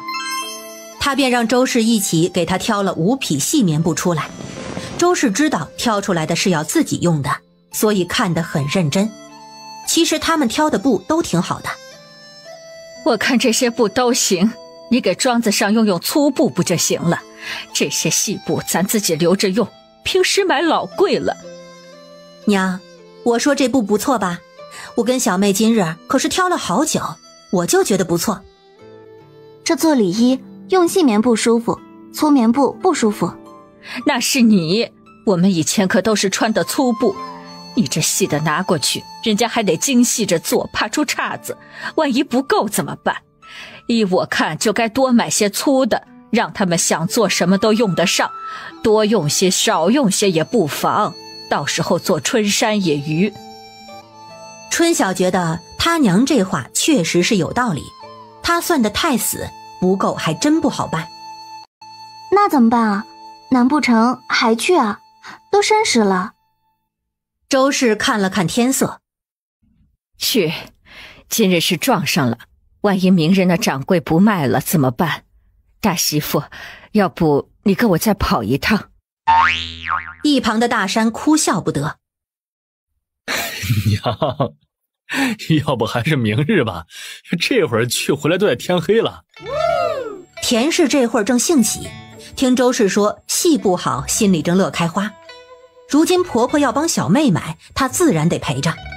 娘说的对，万一那掌柜明日说布没了，咱们再买就要花大价钱了。娘，咱走。淑凤，把我那些布等会儿拿回家去。田氏搀着周氏坐上了牛车，严大山没办法，带着2人又去了镇上。春晓将细布全部放进了柜子，将18匹粗布找了个干净背篓放了进去。咱奶奶是真能，都这个时辰了，又跑去镇上。淑凤翻着她娘的布，这布做里衣确实不错，做春衫也行。今日是我见到布最多的日子呢。你娘说有2匹是要给你二婶娃娃用的，我先放回去，等她回来了再说。淑凤也背着背篓走了。春晓生了火炉子，开始想着庄子还需要置办的东西，这银子可是真的不经花呀，偏偏他还没银子。周氏他们再回来的时候，天已经擦黑了。春晓看着车上的一车傻眼了，他娘才是去打劫铺子的吧？娘，你咋的又买了这么多啊？明明他们都挑的差不多了，剩下的没有多少全好的。田氏在一旁笑得合不拢嘴。小妹，我告诉你，你绝对想不到这布的价格。我都说了，那庄子的人又不出来，日日干活，人家不在乎衣服好不好看，只在乎够不够穿。有印记怎么了？只要布没坏，是好的能用就行。周氏得意地看着春晓，你把你那些粗布也收起来，那些布都挺好，完全可以自己用。明日就带这些过去，保证人家也欢喜。你这买了多少啊？春晓看着一车的布，这是老娘也疯狂啊。我给你买的刚好50匹，粗布35匹，细布15匹，总共15两银子。15两？还有15匹细棉布？娘，您是什么神仙啊？到底怎么谈的价啊？咱娘一上去就让掌柜的给个打包价，他说也不挑了，让掌柜便宜些。像你说的，那些原本是不打算卖的，掌柜便说若是拿50匹给15两银子，咱娘同意了。最后咱娘又软磨硬泡的换了20匹细布，这些布啊虽然都有印子，但是真的不影响使用，就丑一些而已，我看挺好。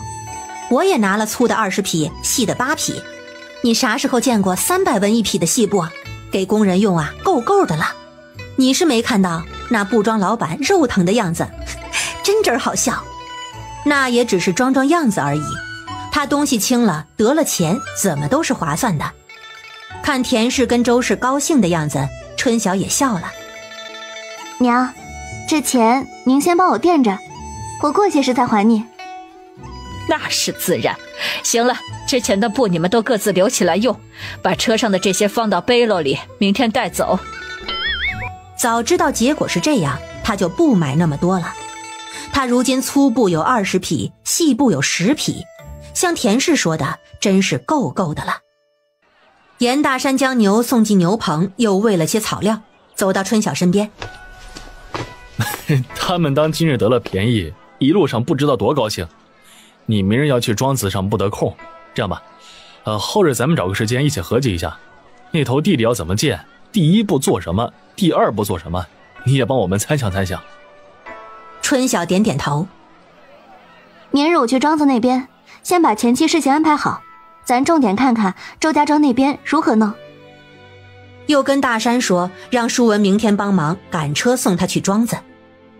等大山他们走后，他开始算庄子里人需要的粮食，就算是吃粥，粥也不能稀，一人1天半斤粮肯定是要的，一天就要13、14斤，一个月最少就要420斤，这开销确实不小。明日还是先换一部分粗粮先，到时候掺着吃也能吃好。首先肯定是要解决温饱。第二日一早，舒文就过来了。大山跟大河那边还有不少的粗粮，春晓便用200斤的麦子跟2家换了400斤的玉米黄豆。淑凤知道舒文要送姑姑去庄子，也要跟着去看看。哥，你这车也赶得太慢了些。淑凤在后头嘲笑：你那么能，你来赶，看你们赶不赶得动。这可不怪你哥，咱车上的东西有800多斤，这牛驮着吃力，自然就不肯走。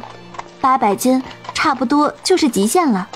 姑姑，爹娘都说你那庄子老大了，你到时候是不是还要请干活的人手？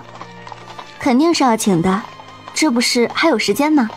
怎么，你想到我的庄子上干活不成？我倒是想啊，给你做个女管事也不错，可惜娘肯定不让的。你爹他们不是有好大一片地吗？我倒是觉得你可以试试，自家的产业自然是自己人最放心了。淑凤眼前一亮：姑姑，你真这么觉得吗？我啥也没说啊，你就当我没说，省得你爹娘说我给你出馊主意。你一个女娃娃家，他们不会同意的。那姑姑你不也是个女娃娃？你能跟姑姑比吗？咱爷爷都说了，咱家就没有一个能比得上姑姑的，你就死了这条心好了。看样子兄妹俩这是已经私下探讨过一番了。一个女孩子想要有些作为也不是错事，虽然年纪小些，若是历练出来，可能顶上大用。你自己去老远管庄子肯定不行，但是若跟着你哥哥，那肯定就是拿9稳了。对呀，他怎么没有想到？哥，要不咱跟爹娘说说，帮着管那些田地吧。这事儿我可做不了主，还得看他们到时候是个什么章程。你就先别瞎想了，待在家里玩不好吗？非得上杆子跑去干活。我乐意。春晓看着吵嘴的兄妹俩，又看了看大好的天气，真是难得的好日子啊。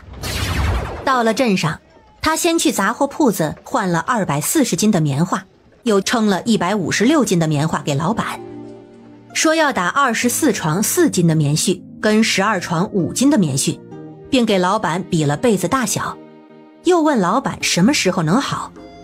老板原本铺子就有一部分成品，回他让他20日来取，并给他一个取东西的凭证。被子的事情弄完了，他们便出发去了陆村。东家请进。这人今日倒是看起来干净，应该是好好梳洗过了。到了主院，大家看到他都站了过来。春晓看着他们，动作果然迅速，这是全部洗过了。都搬过来了吗？搬了，昨日就搬了，我们大家都洗过了。一个妇人赶紧回话：王诗文呢？春晓在人堆里找了找，没找见人。王管事跟人去菜地了，刚刚已经有人去叫了，马上就能来。有人端了凳子出来让他们坐。淑凤很好奇地看着这些人。很快远边就有人跑了过来。东家，你来了。是王时文，后头还跟着2个人。先让人把车上的粮食抬到仓库放着，黄豆跟玉米合起来有400斤，细面有200斤，大米没有，你们先对付着吃，就按照1天14斤的标准，应该可以吃40来天。大家赶紧动手开始搬东西，舒文则在一旁告诉他们哪是粮食，怕他们搬错了。等粮食搬完之后，大家又站在一起等训话。今日我已经跟店家下单了，订做了36床被子，24床是4斤重的，12床是5斤重的，每个房间1床5斤的垫被，跟2床4斤被盖，这是取东西凭证。他将条子给了王时文。20号以后记得去镇上褥子铺取，可别忘了。安静的人群开始有了响动，有人开始小声交流，看得出都很高兴。这就高兴呢。春晓看向那几个妇人，有几个活儿是需要你们做的。东家请说。我这车上有棉花跟布，棉花呢是每个人3斤的份额，给你们每人做一套棉衣棉裤用的。这里有50匹布，35匹是粗棉布，15匹是细棉布。除了做每个人房里的被单被套，你们还要给每个人做一套棉衣裤，做2套里衣，还有2套春季换洗的衣物。我知道活儿比较多，只能辛苦你们一些，先赶棉衣。大家一听瞬间就不淡定了，纷纷跪了下来给他磕头。坐着的淑凤赶紧退到春晓身后。好了，都起来吧，都跟王总管说过了，别动不动就跪。王时文偷偷地擦了擦眼角。东家，他们是太感激您了，您这送了粮，做了褥子，又给备冬衣，这以前呢从来没有过。说着说着，他又想哭了。春晓看到他们的样子，叹了口气，都是苦命人呐。我也是白手起家，买了这庄子也没有什么余钱，给你们买不了什么好的，但是总不能让你们受冻挨饿。我这布确实是赶不上新布，颜色有瑕疵，不好看，但是洗做衣服被子那些没有问题。等会儿下去，你们就一起帮忙把布洗了，晒干了，几位嫂子就可以做衣服了。哦，对了，细棉布用来做里衣，穿着舒服些。布肯定是有多的，王时文，多的你到时候收起来，谁要用跟你说一声就行。众人一听更是磕头磕个不停。东家大恩大德，我们日后肯定勤恳干活，以报答东家大恩。东家大恩大德，我们日后肯定勤恳干活，以报东家大恩。一个人这样说了，后头便还是络绎不绝，报恩的话不绝于耳。春晓对王时文使了个眼色，示意让人都起来。都起来吧，都跟你们说了，东家不喜欢人跪来跪去的。众人一听赶紧起来。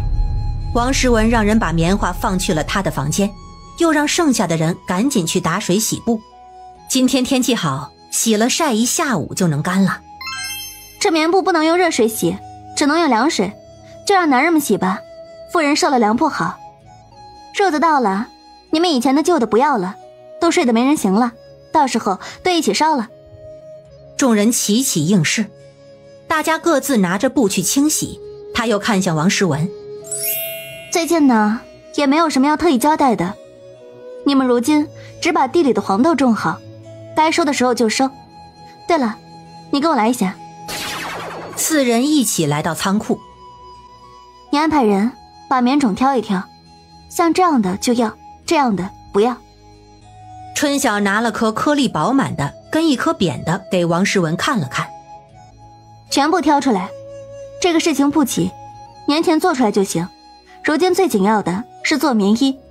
你看你们穿的太单薄了。小人们都习惯了。男人苦涩地笑了一下，随即又问：东家，您能不能告诉一个住址啊？若是有事儿，我好能联系上您。他倒是把这个事情给忘记了。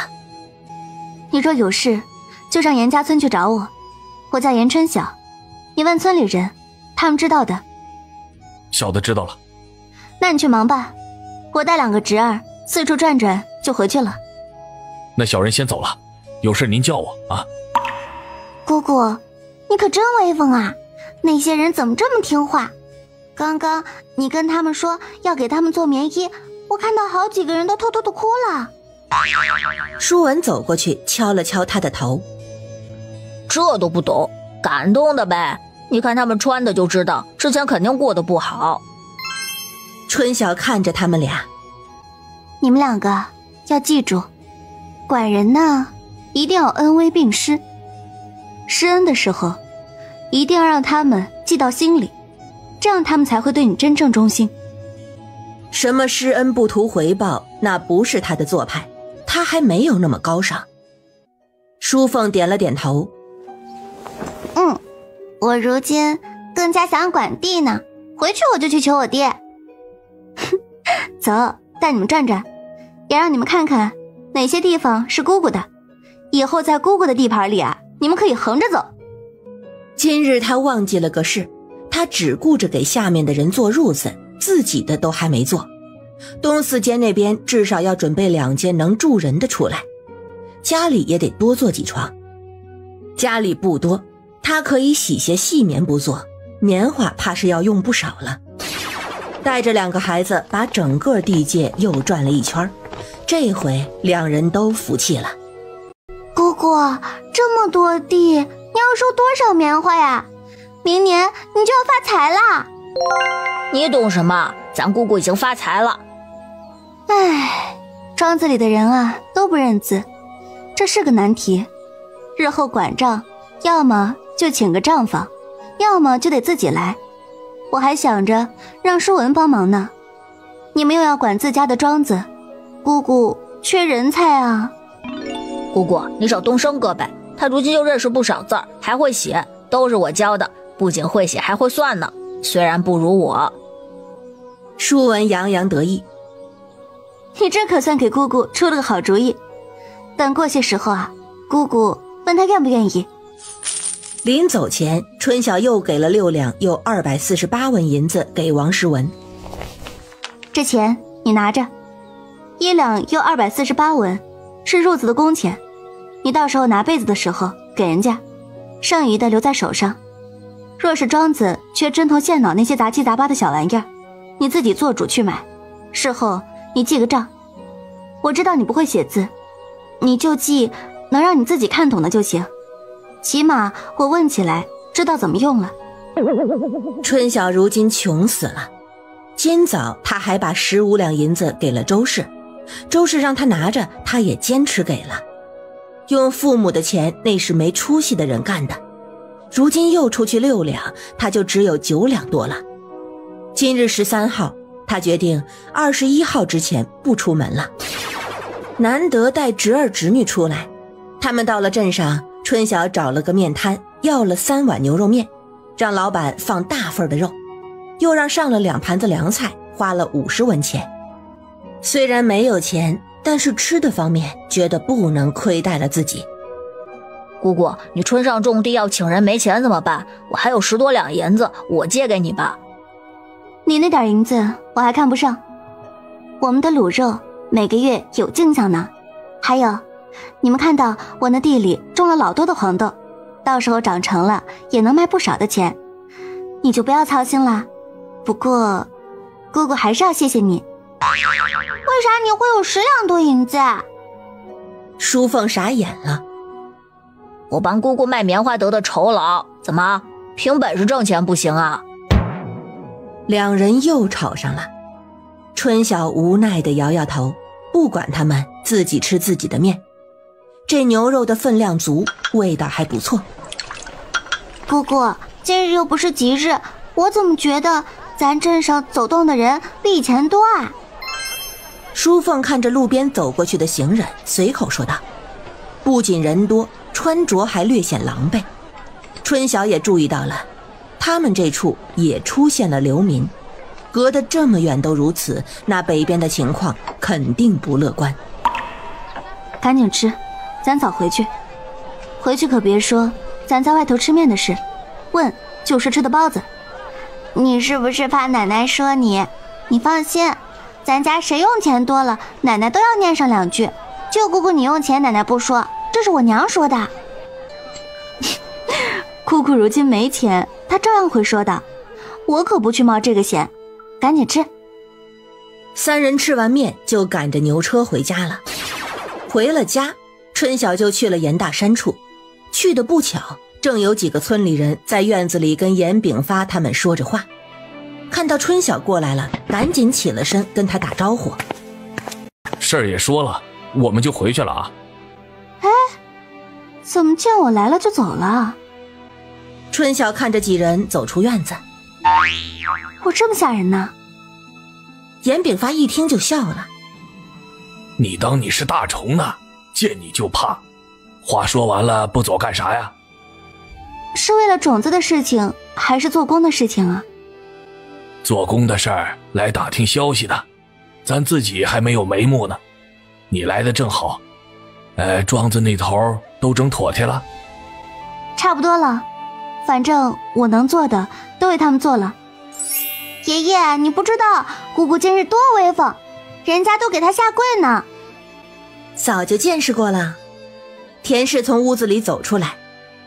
庄子大不大？娘没骗你吧？大，老大了。来，赶紧的。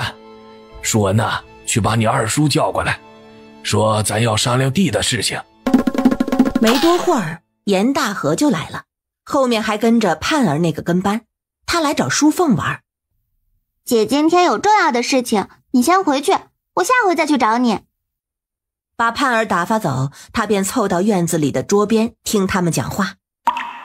我觉得在周家村找他们的李正买地做房子，还得让他们拿捏。就春晓那个事儿，我就觉得周家村不是个好的。虽然各样，但是不买地做房子该如何呀？要不就做个庄子，跟春晓那边一样，花2亩地做房子，税地就税地，大不了多出2亩税钱，咱也把地啊都围起来。你说的倒轻松，做着房子加围起来，没有100大几十两下不来呀。咱前期是要花不少钱，但是后期能省不少麻烦呢。这地也好管理不是？爹，你以后就知道了。大哥，你怎么说？我们觉得可行。大河说的这个保险。大河笑了笑。我就知道大哥会同意，连我媳妇儿都没有反对。那咱要看看什么时候开工好。今日都13号了，这做房子还得找人呢。这找人就只能就近找了，找谁做活都一样。你们个既然决定好了要做庄子，那明日我们就得去找钟师傅。房子做那样的？不用做春晓庄子那样，那种费钱。我看就做个春晓村委那样的就行啊，多加几个卧房，等会儿春晓帮掌门画个草图。行啊。这地的事情说完了，咱说说这人的事情吧。这个就有些头疼了，村里好多家都找上门了。这有什么头痛的？春晓看了看他大哥。这是好事儿啊，按照我们想要的挑就行了，总不至于人人都用上吧？那不可能。咱们还是把管事的人先定下来吧。若真是要买人，咱得抽空去趟县城。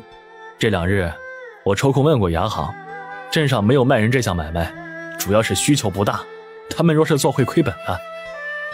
这人呢，我觉得还是要买，至少要买3、4个，握着身契做什么都方便，可以长期住在庄子里，安排庄子里的一应事务。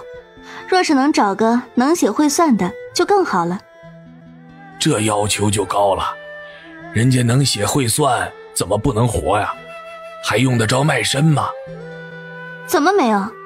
有些个罪奴做错了事被发卖的不是没有，只是要碰而已。爹，我想去给你跟二叔管庄子，我就能写会算。淑凤突然开了口，怕大家听不见，她特意说得很大声。几人看着她就笑了。小丫头还挺有志气，不过呀，你个女娃就算了，若是你哥呀，二叔还可以考虑考虑。你若是在外头出了什么事情，你爹呀，非得跟我断绝兄弟关系。大人说话你不要插嘴，这是你个小闺女该掺和的事情吗？那如果我跟哥一起，你们同不同意？我们肯定会管好的，我们就住那里头，你们就算是买了人，人家啥都不知道的，总要有时间适应吧。这……几人面面相觑，一时也不知说什么好。也不是不能让他们管，但是他们毕竟是小了些。田氏看着淑凤，朝他皱了皱眉。淑凤这会儿才不管他娘怎么想，就固执地看着几人。严大山看向一旁的舒文，你也想跟你妹妹一起管庄子？管我看嘛，不行再换人。大山跟大河都不说话了。大哥，二哥，我倒觉得确实可以试一试。他们两个年纪虽然小，但是也不算不能管事。就像淑凤说的，你们到时候买了人，刚来呢，人家肯定惶恐，若是有主人家带着就不会了。而且他们两个认识不少字，都会算，到时候若是能教会庄子里的人，以后好处大得很。这只是其一。其二，今年他们跟着我种棉花，好多的技巧他们都知道，我到时候再给他们讲讲其中的道理，他们也算是技术工了，安排起来得心应手。还有最后最重要的一点。说到这里，他停顿了一下。最重要的是什么？大家都催促起来。最重要的就是你们以后的庄子肯定不止一个，不趁着现在开始培养人才，难道要等以后缺人了再培养吗？我如今啊，就愁庄子里没有能写会算的人，在想着是不是要找个账房呢，可惜没有他们这样的人给我带，麻烦呐。淑凤感激地看向春晓，大家听他这样一分析，如醍醐灌顶。春晓说的没错呀，可不就是这样吗？田氏也有些骄傲地看向两个孩子。那既然这样，到时候就让他们俩去管事儿，先试3个月，若确实有这个能力啊，一直管着也无妨。谢谢二叔。淑凤咧嘴笑了笑，笑得十分的开心。这孩子哪家闺女像她这样？周氏无奈地笑了笑，重新看向众人。这买人跟管事的定下来了，这招长工的事情怎么定啊？他出去一回就要被问，出去一回就要被问，如今都厌烦了。80亩地，买4到6个人，咱们请长工，怕是要10来个吧？就算是1人5亩，也得10几个人呢。至少得10个人吧，还要买牛。春晓那处200多亩是8头牛，咱们最好是要4头牛吧？我看他那8头肯定是少了。这如今一下子要那么多的牛，哪里找得到啊？我还不得按最低标准算。所以我说我们怎么着也要4头牛，如今就得去学磨了，还要提前订工具，哪都要钱呢。工具我那边有留下一部分，也是要订的，这个不急，有时间。只是这牛确实得抓紧了。你们请长工准备工钱怎么算？还是700，那这1个月就得7两银子呢。周氏趁机插道：这个我想好了，600文钱包早饭，早上去晚上回，也不用在那里头住，咱这待遇算好的了，自然不能按照春晓那样算，他人少。严炳发点了点头，这大致的都已经说好了。定人选这块，春晓自认为简单，但是大山跟严炳发可都犯了难。他们毕竟跟村里人打交道的多，如今报上来的人远远不止10人，招谁不招谁是很容易得罪人的。春晓啊，你那处是不是也缺人呐？爹，我在陆村，可比周家村远，太不方便了。我都想好了，还是请附近村子里的人好些。你们这个人选呢，你们自己斟酌好。我就提醒一点，在庄子干活的人都得跟之前一样签契书，谁不签，那不好意思，咱不请。那是当然。人选嘛，咱不急，咱有时间选，还是先把庄子的事情办了。做房子怕是要个把月，那么大的院墙得请不少人砌，这些都是早早要办的，办好了才能考虑第二步，去买人的事。哦，还有买牛的事情。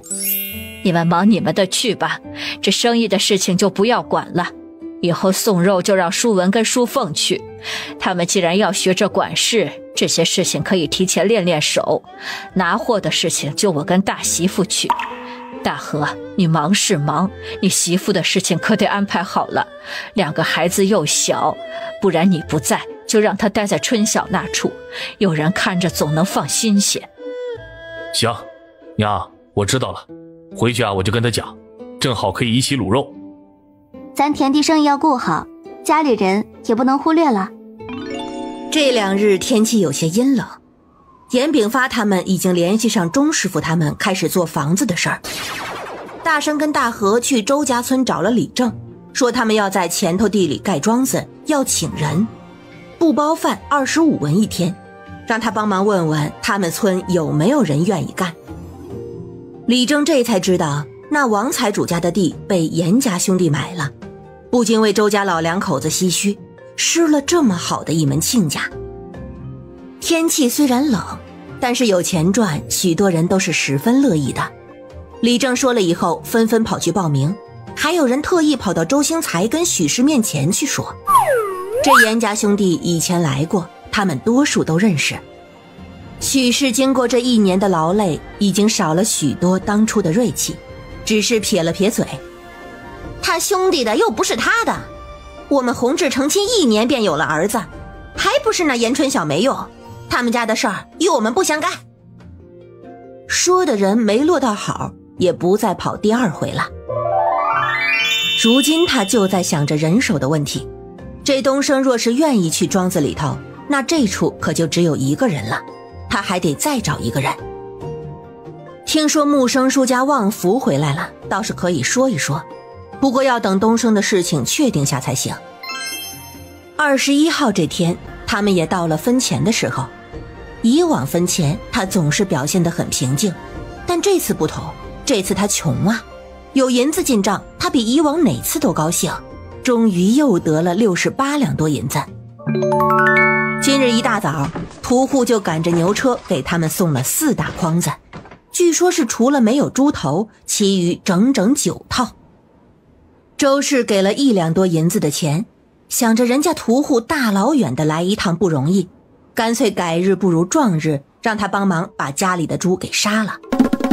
周氏去找了严木生、石柱他们，严家父子3人都来了，又去张氏那边把猪给赶了过来，大家在大山院子里开始杀猪。我每回看到你们家这房子，再想到你们以前的房子，哎呀，真是跟变戏法似的。大家的脸色突然有些紧张，只有屠户还在说笑。春晓原本是看热闹的，突然想到了什么，又跑了回去。半个时辰后回来，猪已经开膛破肚，都杀好了。周氏给屠户割了上好的10斤肉。春晓走上前，张大叔，这1年多亏了你帮扶，我这里有10斤棉花，都是自家种的，今年新收的，您拿着聊表谢意。哎，好说好说。屠户立马就笑开了嘴，棉花可是好东西。你们家也有这么多了，这几日啊，怕是不用去打了。年前我收好一批就送过来，若是不需要了，也提前跟我说一声啊。周氏也在一旁感谢。屠户将棉花放上牛车，潇洒地赶着牛车走了。娘，你说他穿的那么少，冷不冷？田氏这个问题挺突兀，春晓听了差点没有笑出来。他冷啥？这屠夫、刽子手一类的能做得长久，身上都是有业火的，不然容易招不祥。不信你看看那么多的人，有几个是可以做屠户的？春晓觉得此处应该有阴风飘过才最应景。这乡下妇人一说到这些迷信的东西，就滔滔不绝，津津有味儿。几个来帮忙的人，周氏原本是要给他们每人5斤肉的，结果严木生笑着摆摆手：“嘿，大妹子，你若是真要切，我们不要这肉，你就把你那卤肉给我们切就行了。嘿嘿，上回在你们家吃过一回，我想到如今呢。”木生兄弟是个识货的，行，等卤好了，我给你们送一些过去。旺福还没有吃过我们家的卤肉呢。早就听到我爹念叨800回了，是得尝尝。猪杀好了，严炳发父子都不在，这杀猪就自然是吃不成了。虽然同意了给他们卤肉，周氏还是一人给他们割了2斤肉，让他们回去煮着吃。春晓把东升叫到一边：“我在陆庄买了个大庄子，这事儿你该是听说过的吧？”东升点点头：“啊，之前听叔婶他们聊天的时候说过，我没好意思问。我找你呢，是想问问你，等出了年，你愿不愿意去我那个庄子上做个管事？工钱涨到1两银子1个月，只是我那庄子有点大，会比这边辛苦。”东升一愣，随即连连点头：“愿意，只要春小姐你给我机会，我定好好替你管着的。只是……”他突然想到了什么，变得有些迟疑。“怎么？只是什么？”“我们家如今有8亩地，我爹准备用6亩种棉花，我走了就没有人打理棉花地了。如果不用春小姐你的法子，根本就没多少收成。”春晓原本以为他有什么为难事儿，一听是棉花地的技术问题，忙笑了笑：“没事儿，你若是给我做了管事，你们家的棉花地什么时候该种，我帮你提醒着。我管好你们家的地，同样你也要管好我们家的地。”“那是自然，就算你不用管着我们家的棉花地，我也是要管好姐你的地的。”“春晓啊！”徐石柱走了过来：“今年都是多亏了你，你对我们家有恩呐，叔心里记着的啊。”“爹，春小姐买了个庄子，想开年后让我过去做管事呢，还说帮咱们看着这边的棉花地呢。”东升实在是高兴，忙将好消息告诉了他爹。石柱看着春晓：“真的？他能不能行啊？”“能行，怎么不能行？今年种棉花，他从头跟到尾，好多事情都知道。到时候我再给他理理，我都可以直接做甩手掌柜了。”“行的，只要你说能行啊，他肯定好好干。我们东升啊，可踏实了。”“叔说的是，他是个能干的，不然我也不会去找他了。原本他走了，我是想找您替上的，但是您家里也有好几亩地种棉花。东升应该跟您说过，这棉花地啊，一直有的忙。您能把自己地忙好就不错了，哪里还能帮我们这边？我再找人了。”“你能想着叔啊，叔就很高兴了。什么时候有空，跟着你哥哥、你爹他们去家里吃个饭。你婶子如今好多了，老是想让我们请你过去。我想着你一个孤身女子去我们家，怕对你名声不好，便一直没提。”“别客气了，叔。对了，东升，等会儿去我那边拿10斤棉花，本来是年终福利，但是如今正冷，等到年终就作用不大了。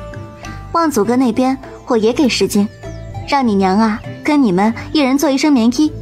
布的话我那里也有，就是不太好，你要是不嫌弃也拿1匹。”“这……”东升有些眼眶湿润，他觉得春晓真的是对他们家有大恩。男子汉大丈夫，可不兴来这一套啊。春晓故意虎了下脸：“记得去拿。”说完他又去找了望祖，同样是要他去拿10斤棉花。望祖说之前已经在大山手上买了10斤，春晓说这是福利，反正他家人多，多10斤更好。望祖高兴地说等会儿就去。春晓又找到木生，说开年想请望福哥在家里干活，待遇跟望祖一样，不知道他愿不愿意。两人一听求之不得，原本他们就有这个意思，只是严大山他们忙，还没来得及开口。如今都不用去周家村，就在村子里，那自然是更好。想不到来帮忙还有意外收获，帮忙的人都兴高采烈地走了。11月底，春晓去了陆村的庄子，这回带去了50斤的肉。见到肉，那些人可激动坏了。春晓便让做饭的人中午就弄了几斤。他去下人们的房间检查，新的棉被已经用上了，看上去很干净。所有房的床单被褥都换了，又看见大家都穿上了新的棉衣，他满意的点点头。这么多的衣服床单10几日就全完成了，这几个妇人也是手脚麻利的。他去库房看棉花种子，王世文告诉他，原本库房有1800多斤的种子，挑选过后，如今还剩下1200多斤的种子。春晓抓起麻袋的种子看了看，不错，都是按我说的挑的。看样子是下了功夫的。这棉花种子小，挑起来可不容易。他算了算，他这墙内有126亩地，全部种棉花的话，最多就用600多斤。大哥那边要用400多斤左右，怎么都够了。看完了棉花种子，他又去看了下人们之前住的地方，那地方已经推平了，也挖坑了。被人这样严格按照自己的指示办事的行为取悦了，他越发觉得对他们好些也值了。算了算，4个坑不够，里面还得再挖4个，外面也要挖4个。种稻米的地倒是不用了。将这些全部交代给王世文以后，他们又去了库房清点工具。算算如今工具的数量，工具还缺不少，怕是要花大几10两银子才能补齐。所以说，这凡事都是前期投入的，一旦前期走顺了，后面就没有多少成本了。这也变相的说明他哥哥们建庄子的想法是对的。地里黄豆的长势不错，这黄豆是8月种的，2月就能够收了。168亩的黄豆，除去地税，每亩可得190斤，那就是31920斤。黄豆价格便宜，7文钱1斤，那也有200多两银子。这庄子主人真是大方，没有把这些收成算进去，不然他就直接买不起了。要么是这庄子主人急于脱手，要么就是不是生产，还有一种可能就是他不差这点钱。不管是哪种原因，最终都是成全了他。家里的卤料差不多还有2个月的量，我想去县城看看，我还没有去过县城呢。严大山求之不得，原本买人他们就没什么底气，若是春晓在就更好了。你若是去买药材，那咱得赶着牛车去吧。春晓摇了摇头，不赶牛车，若是合适啊，咱们直接买牛回来；若是价钱不合适，咱们就租车回来，叫上舒文，咱们4个一起去。几人说好，又跟家里人都交代好，4人准备第2日就出发。春晓点了点自己的钱，只有70多两，无奈他又跟周氏借了50两，心里安慰自己说等到2月就好了。2月酒楼该给他分红了，应该能得上一笔。周氏又花银子在邹氏手里抱了2只猪仔。春晓原本以为经过去年的事，邹氏可能不会再给他们家供猪仔，谁知人家不仅没有隔仇，反而十分的热情。隔仇的大概只有严三江的娘孙氏，每回见到他们家人就嘴不是嘴，鼻子不是鼻子的。他听他娘说，往年这个时候严三江都该回来了，如今倒还没有影子，估计也是没什么脸面回来的。周氏问他养的那些鸡怎么弄，这都过年了，是不是要杀一些？若要杀了，他还真有点舍不得。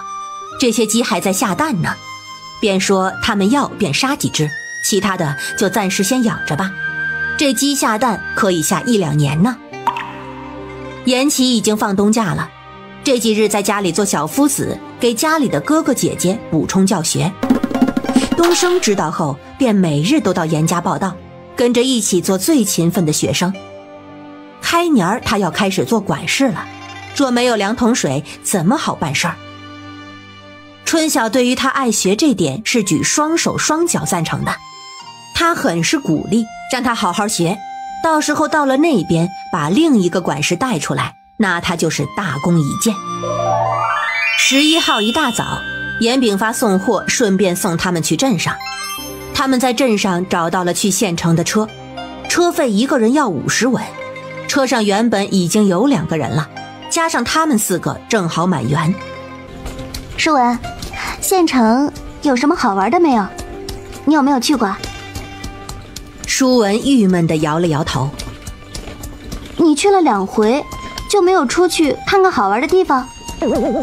舒文耷拉个脸。姑姑，每回去都急匆匆的到处联系人，事情办好了便赶着回，哪里有时间玩？我连县城是个什么样子都没有转悠明白，就知道县城比咱镇子大。那咱们这次去可得抽个时间转转，好不容易去一趟，不能白去啊。你去跟我爹讲吧，他每回都急匆匆的，他若办好了事儿不愿意多留，我们还不是得跟着一起走。那我们就见机行事，若是我们有理，你爹到时候也得听我们的。舒文一乐，眼带惊喜地看着他。真的？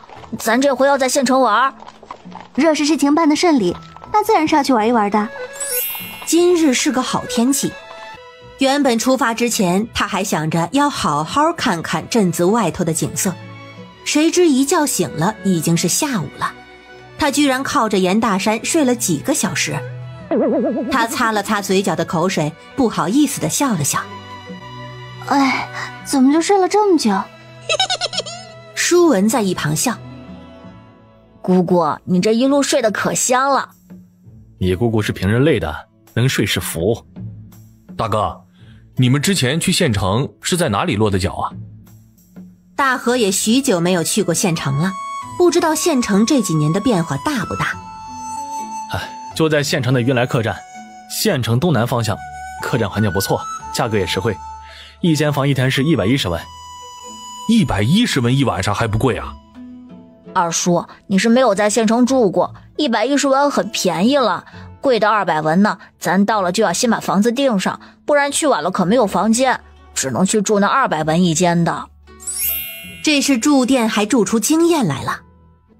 那咱等会儿开几个房啊？要不就开2个，小妹住1间，咱3个挤一挤。严大山皱了皱眉。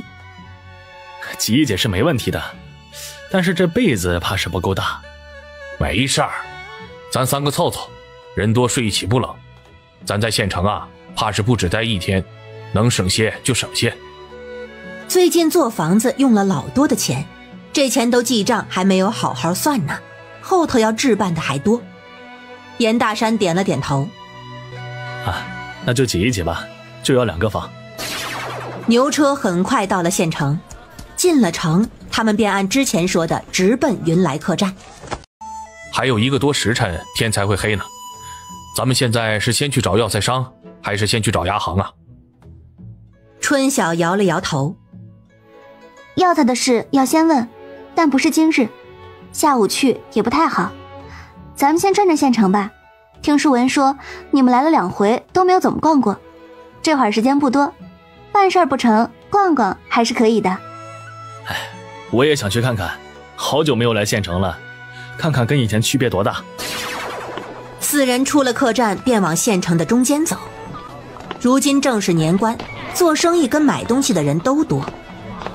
姑姑，这会儿夜里会点灯，还有好多人卖东西，可热闹了。你不是说你之前没有逛过吗？怎么知道人家夜里点灯啊？之前爹不让我晚上出来，我趁他打探消息的时候溜到附近看过。舒文偷偷地看了一眼他爹。其他地方就没有去过了。春晓看到一处摊子买羊毛手套，一问价要2两银子，吓得他赶紧把手套放下就走了。这现成的东西可真是贵呀。大河看到远边有一个摊子在卖虎头鞋，看着实在是可爱，他忍不住走过去，蹲下来拿起来看了看。客官，这些都是家中妇人亲手缝制的，做工精细，给家里小娃娃买一双吧，穿着可舒服了，你看看多软和。春晓他们也走了过去。哎，你这鞋子多少银钱？大河看着鞋子确实十分喜爱，不贵，就400文钱。400文还不贵啊？他们在镇上买鞋也只要80文，就这么一双小娃娃的鞋就要400文。客官，你看我这个线，我这线啊可都是上好的丝线，这上面的花都是一针一针绣上去的，可费功夫了。400文啊，一点都不贵。你这4啊4的，大过年的也太不吉利了。这样吧，200文我买一双。春晓还从没见过严大河买东西，没想到他还会砍价，而且懂得对半砍，他颇感意外。摊子老板摆了摆手，不成不成，200文钱我本都不够，不成不成。最后讨价还价，280文买下了鞋子。看得出严大河是真的喜欢那双鞋。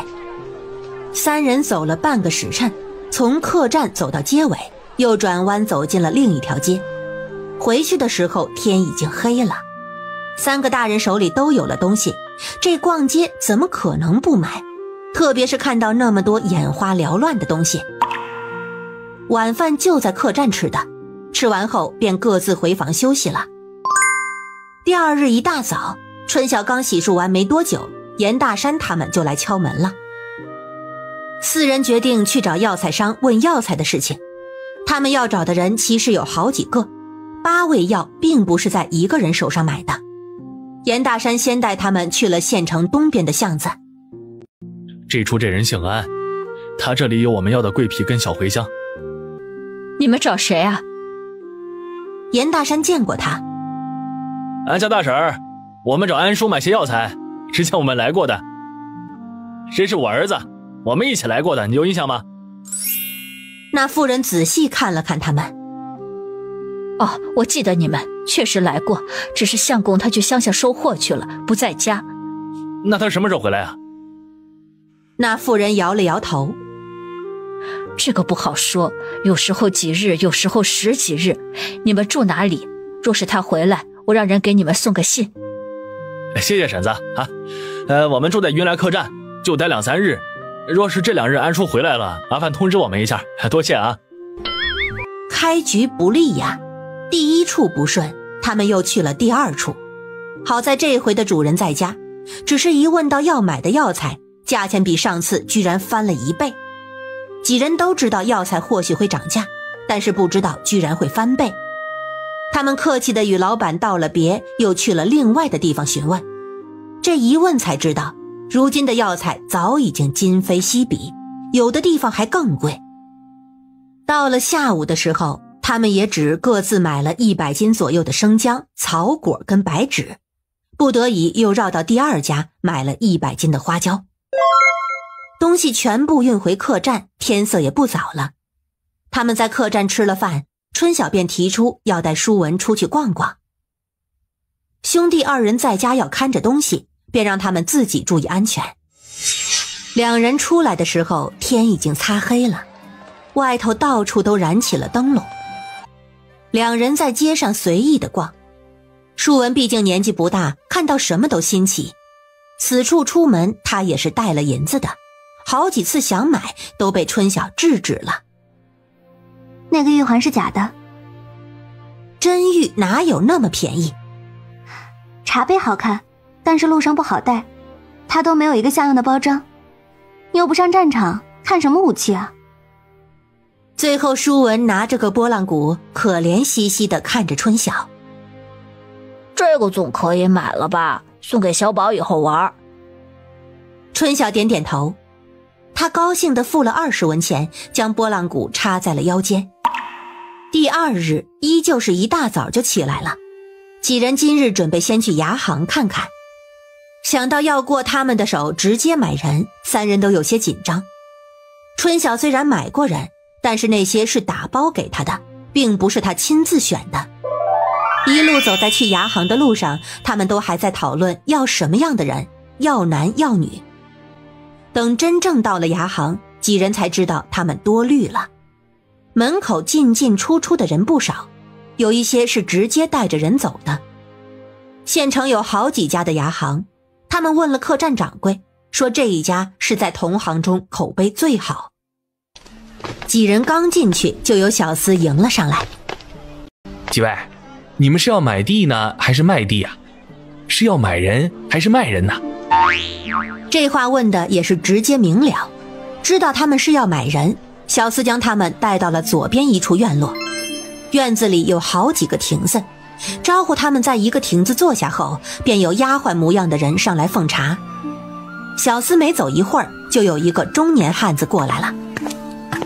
诸位，我是这牙行的管事之一，听说各位要买人，不知道各位都有什么样的条件。以前呐，这人不好找，如今可不同了。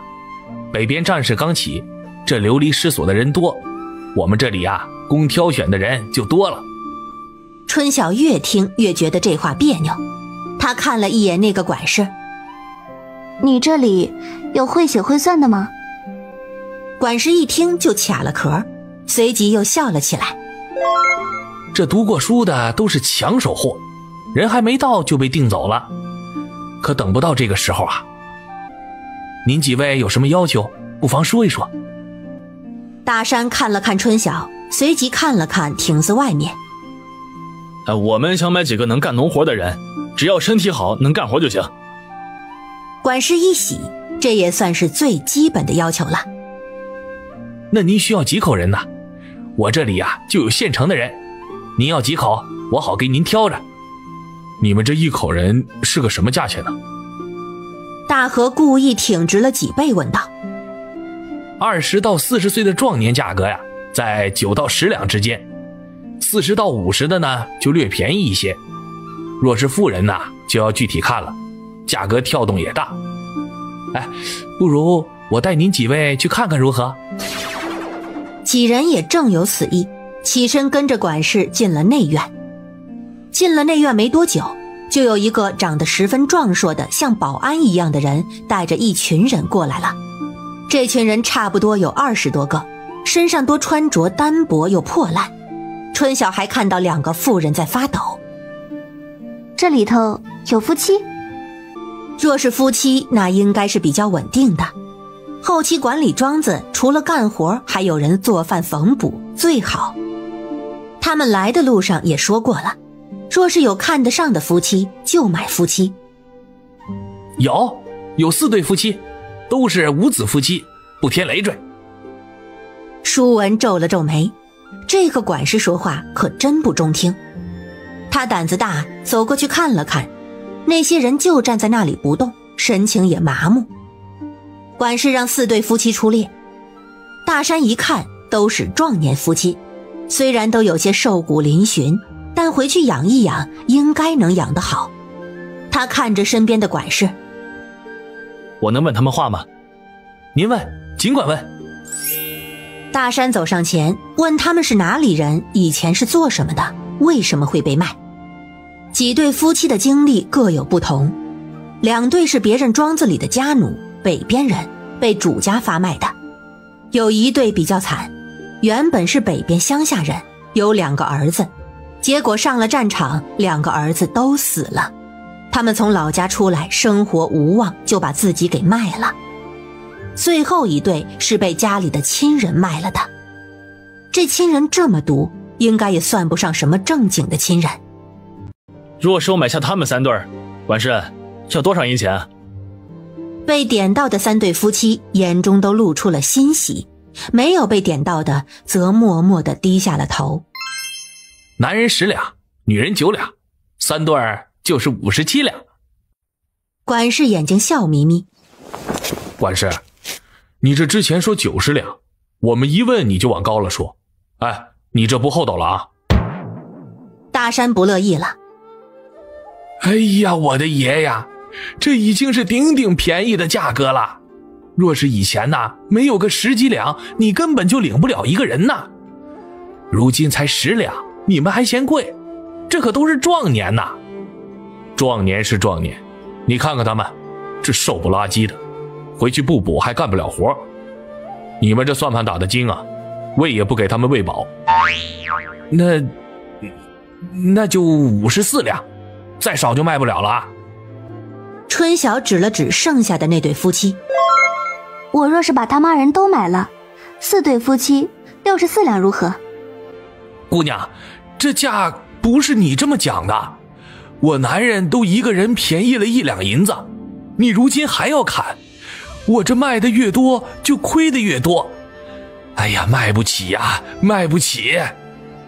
这每个做生意的老板都是如此。大哥，既然如此，我们去别处看看吧。那管事的一听，忙笑了笑。我带你们看了一路，我也不想黄了这生意。你们若把另外2个妇人也买了，我就全部给你们按8两一个人算，如何？几人又齐刷刷看向队伍里仅剩的2个妇人，这2个妇人就是春晓才来时看到发抖的2个妇人。他皱了皱眉，管事，我看他们抖得厉害，不会是生病了吧？您放心，从我们这儿出去的人身体都是好的，我们的口碑啊，在县城是有目共睹的。他们是单薄了一些，但是养一养可都是干活的好手。10个人80两，这个价格很划算了。75两，你若是愿意，我们就买下了，也不多说了。掌柜的很是犹豫了一番，但想着这些人不卖也是要日日供着吃喝，最后还是同意了。哎呀，姑娘你太厉害了，我便让你一回，就当结个善缘，75两就75两吧。几人交了钱，一起去跟了衙人去了衙门管户籍的地方过户。大山的名下多了2对夫妻，春晓原本也是要1对夫妻的，如今为了方便，便把后头的2个妇人记在名下。名下原本有27口，如今又多了2个人，剩余的4个便记在了大河的名下。本来是要买6个人，如今一下子买了10个，3人都有些激动。将人领到客栈，给他们订了大通铺的床位，又叫伙计叫了2桌子饭食，10个下人坐一桌，他们4个坐一桌。他们就看到饭菜上桌，10个人开始都还忍着不敢动筷子，大山让他们吃后，他们才开始猛吃起来，用狼吞虎咽来形容也不为过。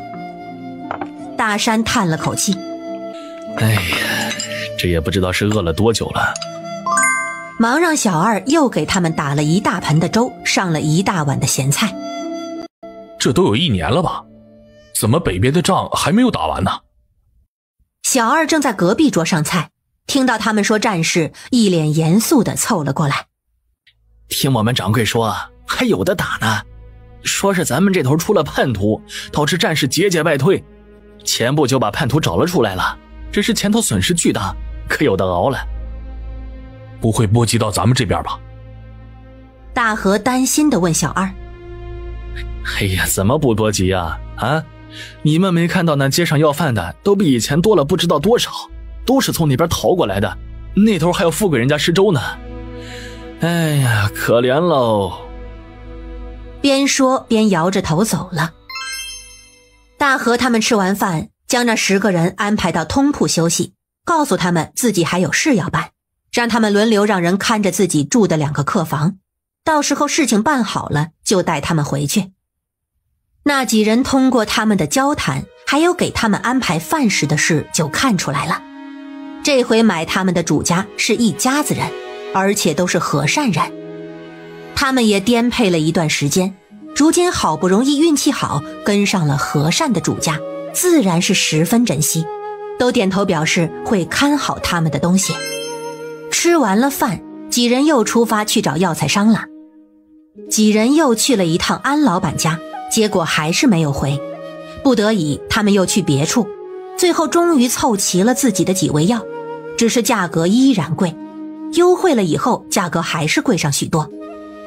上一回买就已经贵了，但是150两每样还买到了差不多180斤，这一次150两仅仅只各买了各100斤。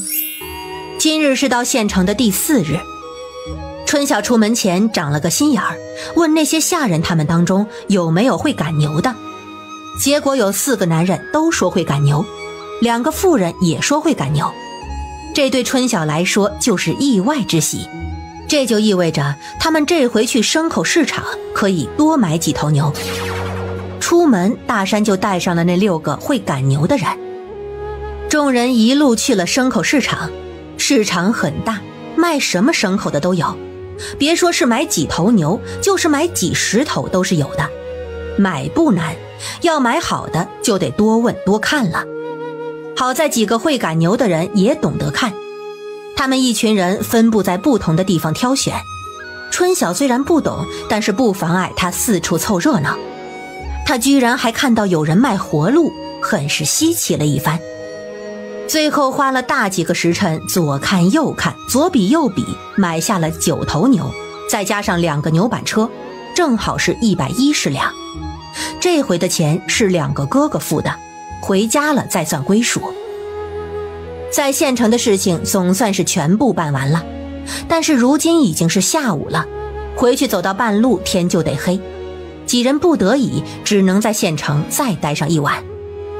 下午的时候，春晓果真带着舒文去了茶楼。茶楼普通座的消费对于他们来说虽然高，但是相比那江船可就便宜去了。第2日一早，几人就出发了。6个下人并大河一人骑上了1头牛，跟在大河跟舒文的牛车后头，远远看去还挺壮观。这回的药材总共只有800斤左右，分2个车放，再坐上几个人倒是刚刚好。他们出去了5日，回来已经是15号。牛春晓要了4头，剩下的便放在大山跟大河家的院子里。春晓回到家就开始算账，人花了15两，牛花了48两，药钱已经给了，他得给严大山63两，再减去在县城的花销，他如今手上又只剩下12两银子，还欠着周氏50两。算账的时候，2个妇人就站在他边上，有些局促地看着他。算完才想到跟回来的2个人，忙将2人带到他房间后头的一个房间。房间很大，看得出床跟柜子都是新的。春晓从柜子里拿出新的被子褥子，床你们自己铺好，这本来就是我准备的客房，既然你们来了，就住这里吧。2人看着崭新的被子，又看了看自己身上，都不敢动作，生怕自己弄脏了被子。春晓看着他们的样子，叹了口气：你们有换洗衣物吗？这话问了就后悔了，明明是一起回来的，他们什么行李都没有。你们跟我来。春晓把他们带到堂屋，回屋从箱子里拿出半匹细棉布，又拿出了1匹粗棉布，又拿了针线。这布是我之前洗过的，你们赶紧先给自己1人做1套里衣，等会儿呢就在灶房洗个澡，灶房有火炉子，自己生个火，做好了里衣，再用粗棉布给自己做身袄子。先把现在要穿的解决了，就在火炉子边做，或者披着被子躺床上做。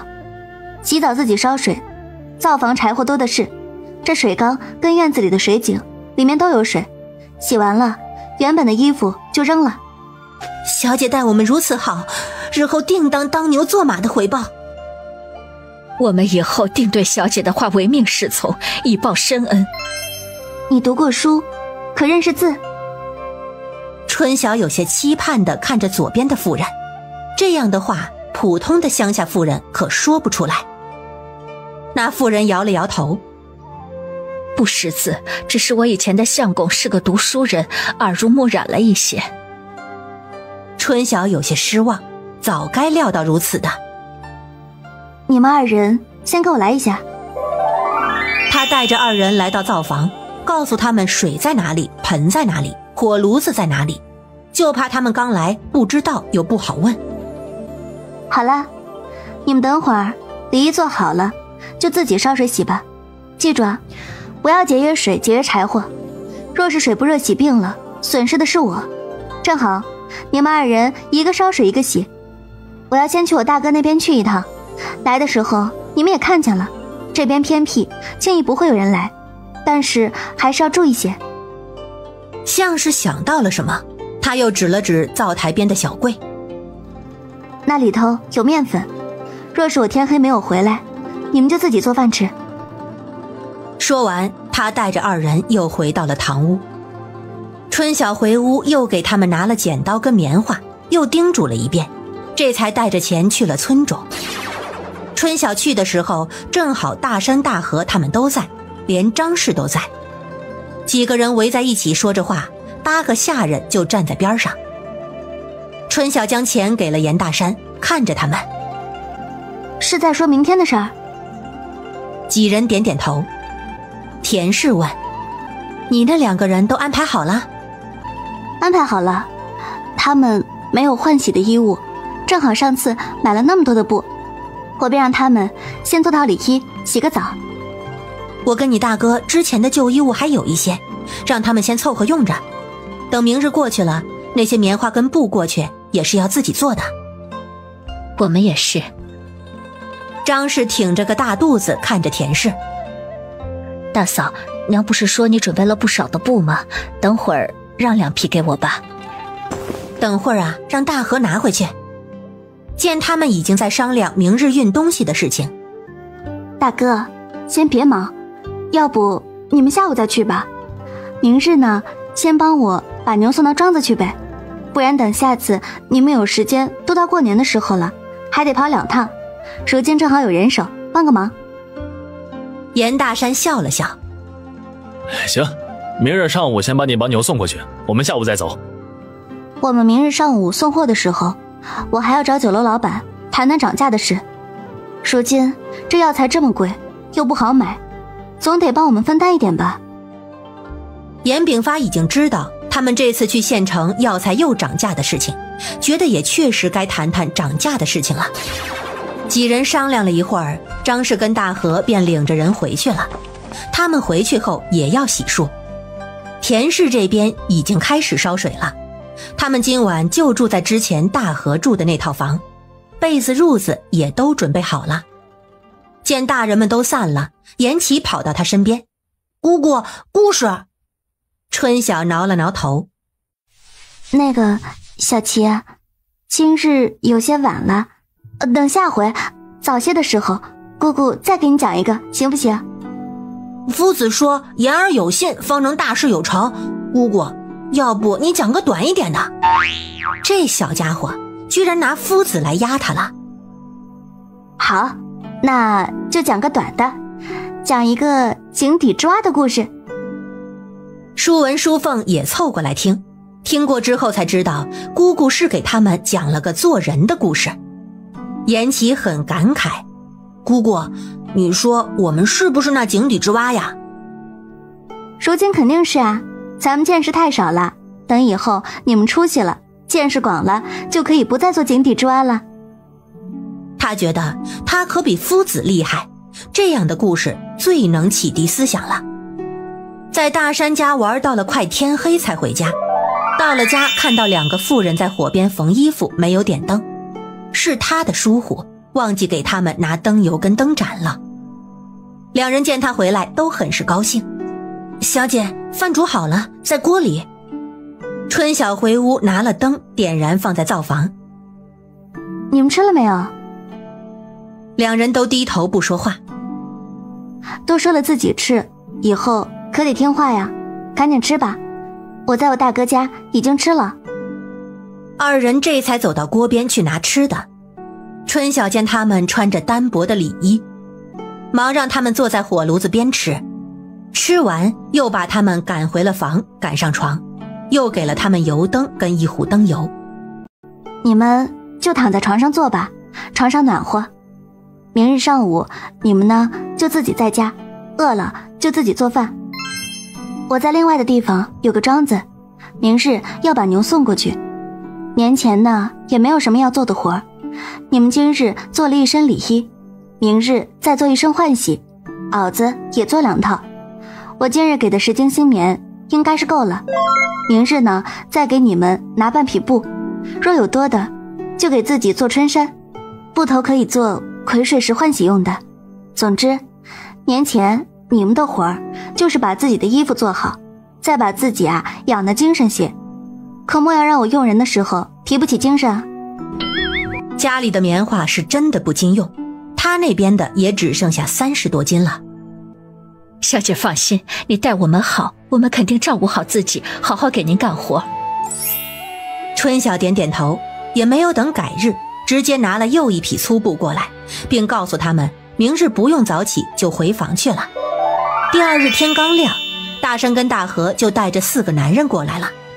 7个人赶着6、7头牛上路。昨日严炳发说买的5头牛留1头家里，春晓后面买的1头也先送到庄子里，到时候买了再补。他们到了镇上，先去了聚贤酒楼送货。他们结了账，没多逗留就去了陆村。到了陆村以后，将5头牛交给了王时文，又寻了寻庄子。王时文告诉他一切都好。他从库房拿了300斤的棉花种子放到牛车上，东西拿完便让严大山返程了。等到了镇上，他让严大山转到了市集，自己进去果然找到了那个卖豆腐的嫂子，他很高兴。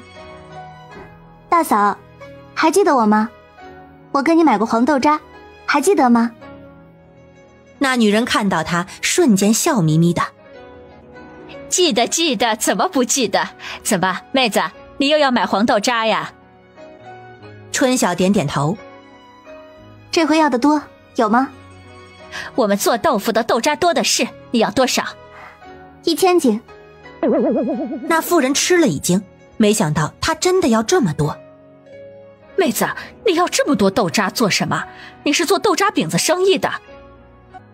不是，我用来做肥。这豆渣还能做肥呢？女人只以为他在说笑。怎么样，嫂子，你有没有啊？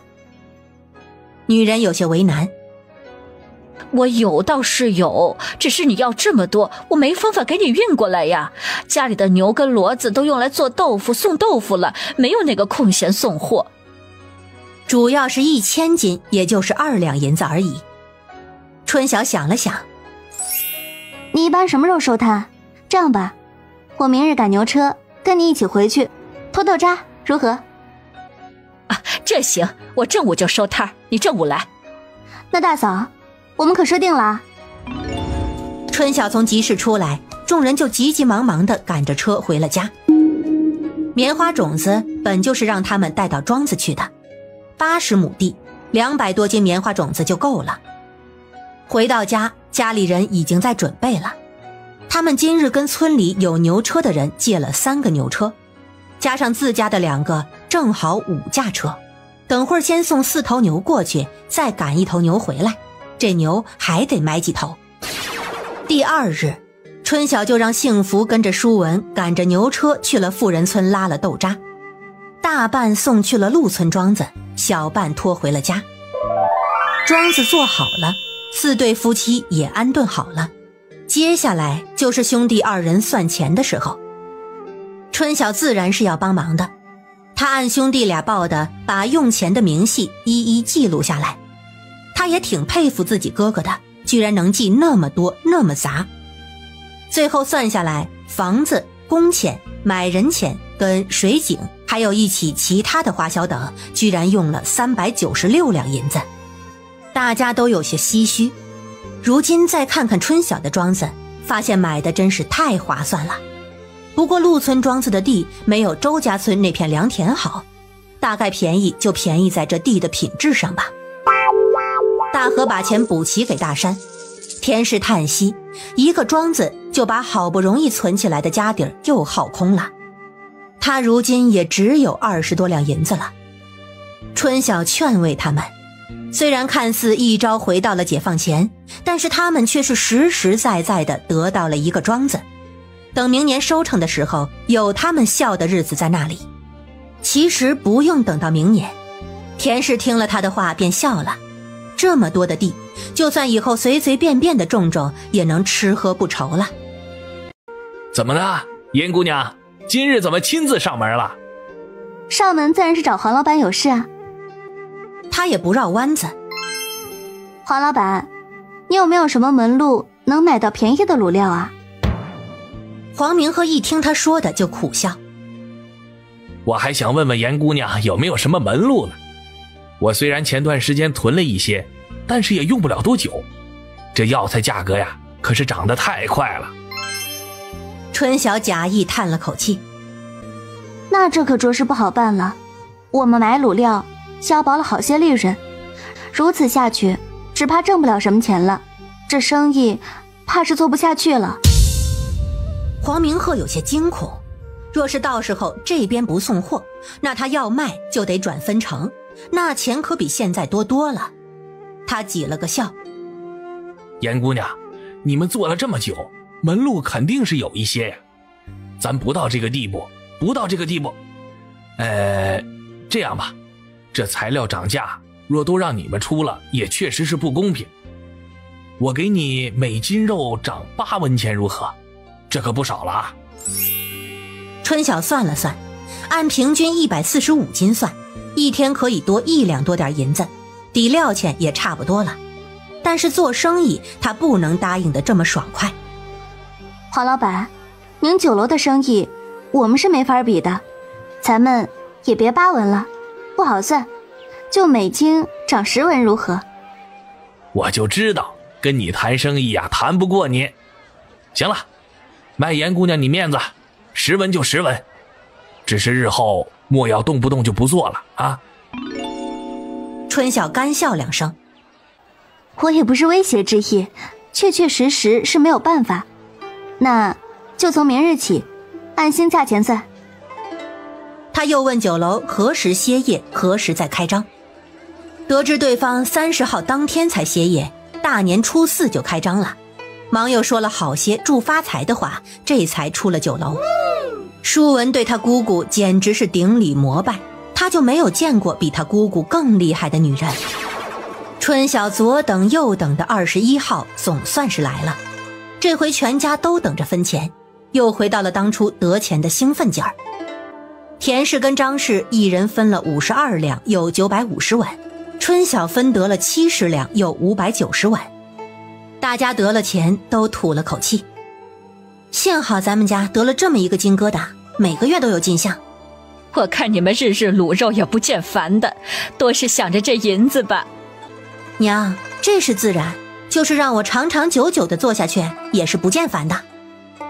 他们今日分钱是在张氏家里，春晓算算日子，张氏差不多要1月底分娩。周氏前几日就去找了好几个接生婆子，问他们谁1月有空，准备到时候把人接过来住上几日，时刻在家里准备着。以前生孩子可没有这个待遇，张氏对周氏更是感激。田氏问春晓还有什么需要准备的时候，春晓说了锄头还有耙犁那些都要准备不少。他明日还要去一趟镇上，既然如今手上又分了钱，这些早早定下了，开了年也有的用的。那我跟你一起去，你哥之前也提过，这2日忙估计都忘了，到时候干活总不至于还让别人带工具吧。大嫂要准备多少，我给你钱。如今庄子是兄弟俩的，用钱这块张氏很主动，若是让被人问到头上，怕是日后就没这么好了。如今这样的感情关系他很满意。弟妹不急，我手上还有一些钱，等我办好了再来跟你拿钱。第2日，春晓跟田氏就坐着舒文赶的牛车去了镇上。舒文，上次你们去豆腐坊拉豆渣的时候，有没有注意那家豆腐坊大不大？挺大的，姑姑，那家人感觉还挺有钱的。村子离我们这处有些远，他们家是做的砖房的，有一个很大的石磨，我们去的时候那骡子正拉个不停。小妹，你问豆腐坊做什么？咱这豆渣不够吗？豆渣用不了多少，我们地多，但是1000斤也够了。我是想，既然他们家豆腐坊大，不知道收不收黄豆？还称我有不少黄豆出来呢。我问了庄子管事，这黄豆每年都有人上门收，给的价呢都是5文，好的时候是6文。咱们这边也差不多，出去不了几个钱。若是能找到好的买家，那定能余不少。他既然是做豆腐的，自家肯定是种了不少黄豆，不然靠买怎么赚钱？而且你庄子那么多黄豆，他一个豆腐坊哪里收得了那么多？春晓觉得田氏说的太在理了。我听说如今粮食涨了不少，不过咱家没买，也不知道真假。大嫂，你听谁说的？就村里人说的，不过也多是听说。咱自己种地不去买粮食，粮食价也不清楚。若是真涨了，怕这黄豆也是要涨的。那等会儿咱们铁铺的事情办完了，就去粮铺问问价。三人送了货，赶着车去了铁匠铺。铁匠铺的老板娘见了他，那个眉开眼笑。姑娘好久没来了，这回要做点什么？老板娘，这回我们要的东西多，怕是你要做不过来了，可得给我们优惠些，不然啊，我下回不来了。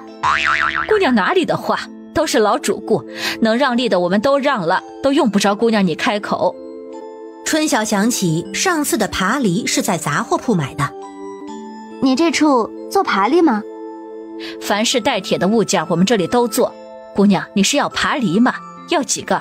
爬梨有好几种，你看看你要个什么样式的。妇人带着他们进了屋，到了库房一看，东西种类还真不少，只不过每一样也只有几件。春晓选了个跟家中爬梨一样样式的，指了指。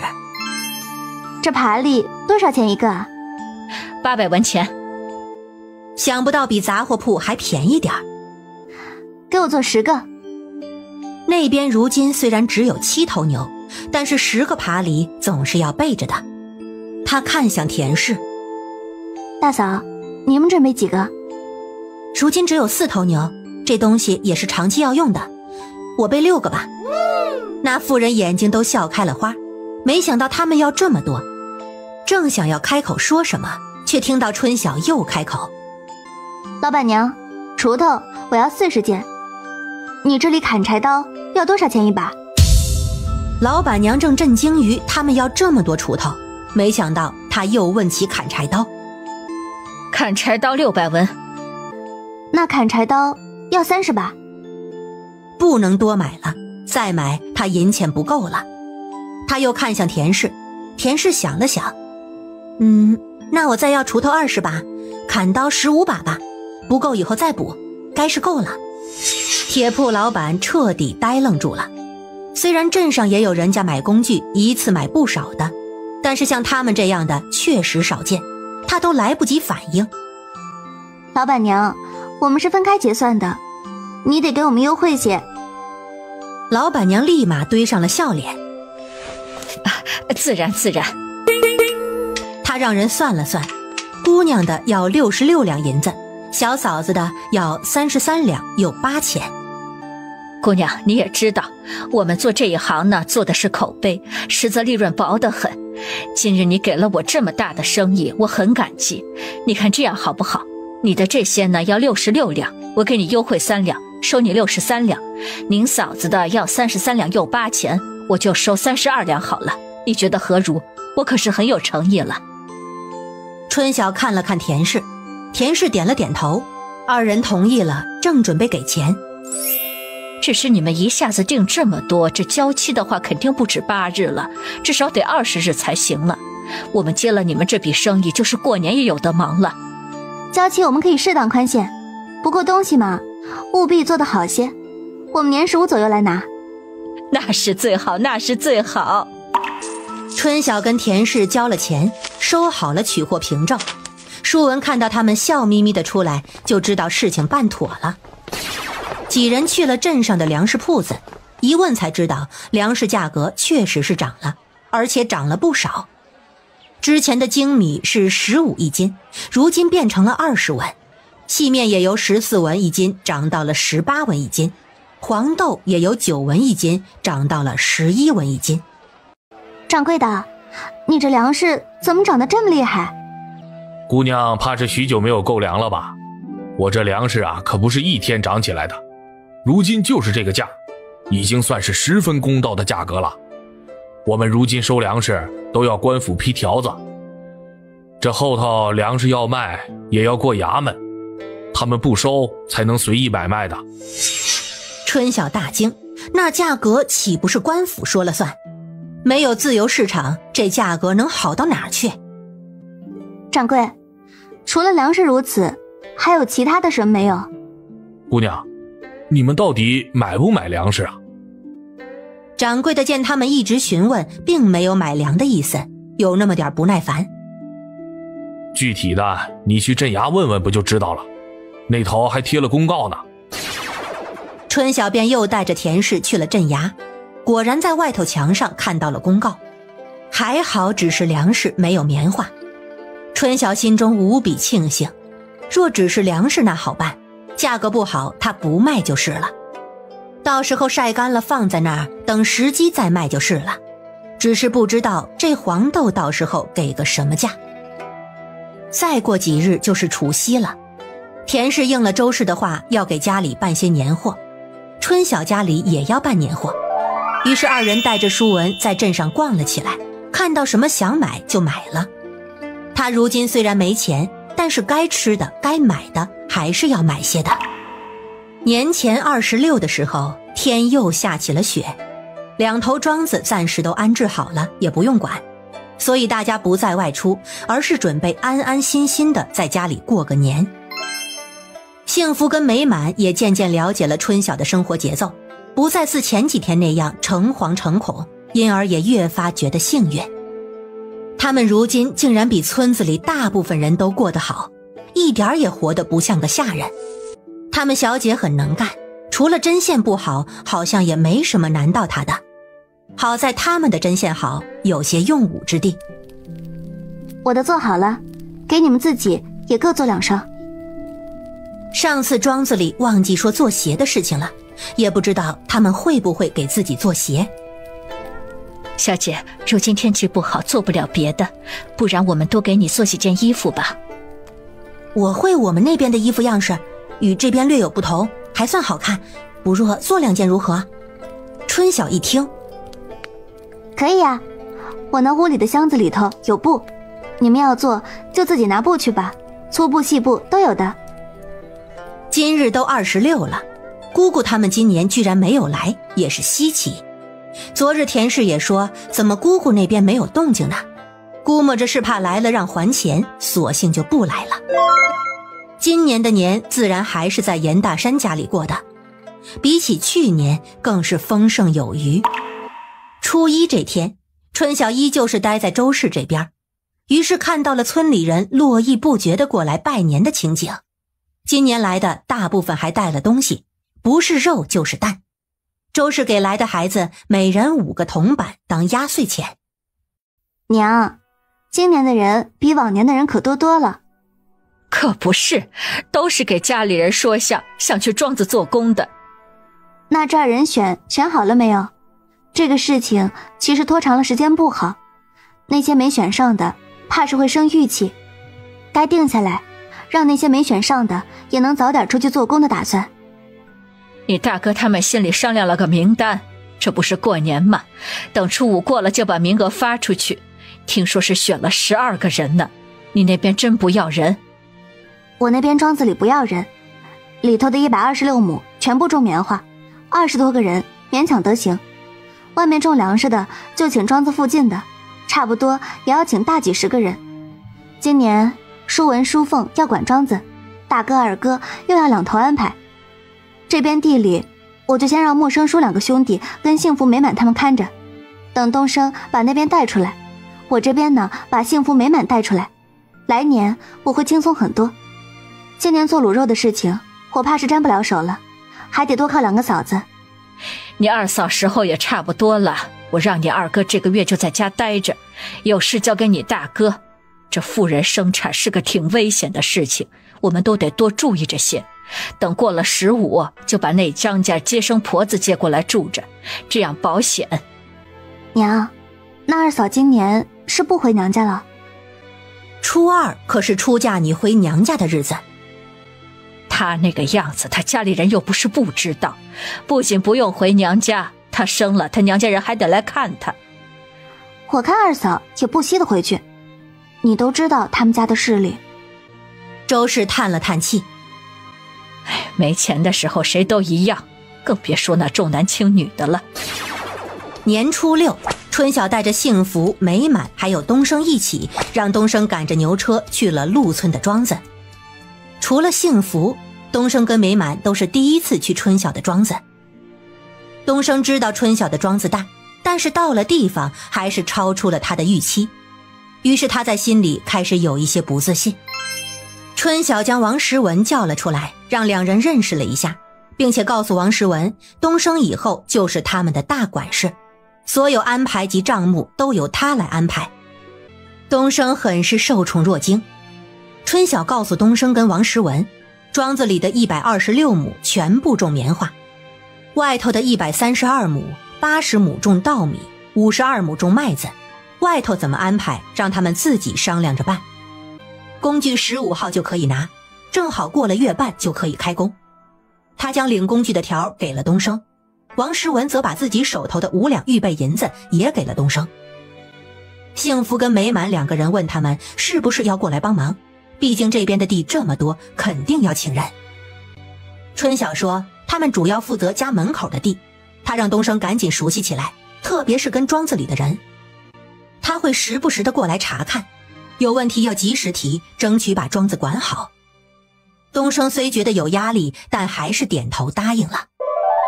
周家村庄子的人选已经定下来了，总共选了12个人。当大山跟大河年后通知到人的时候，那些个人家都高兴坏了。承诺的工钱是1个月600文，包午饭，每日卯时中出发，申时末回，并且要跟他们签契约，对于自己做的活要求保密，要16就开工，月底发工钱。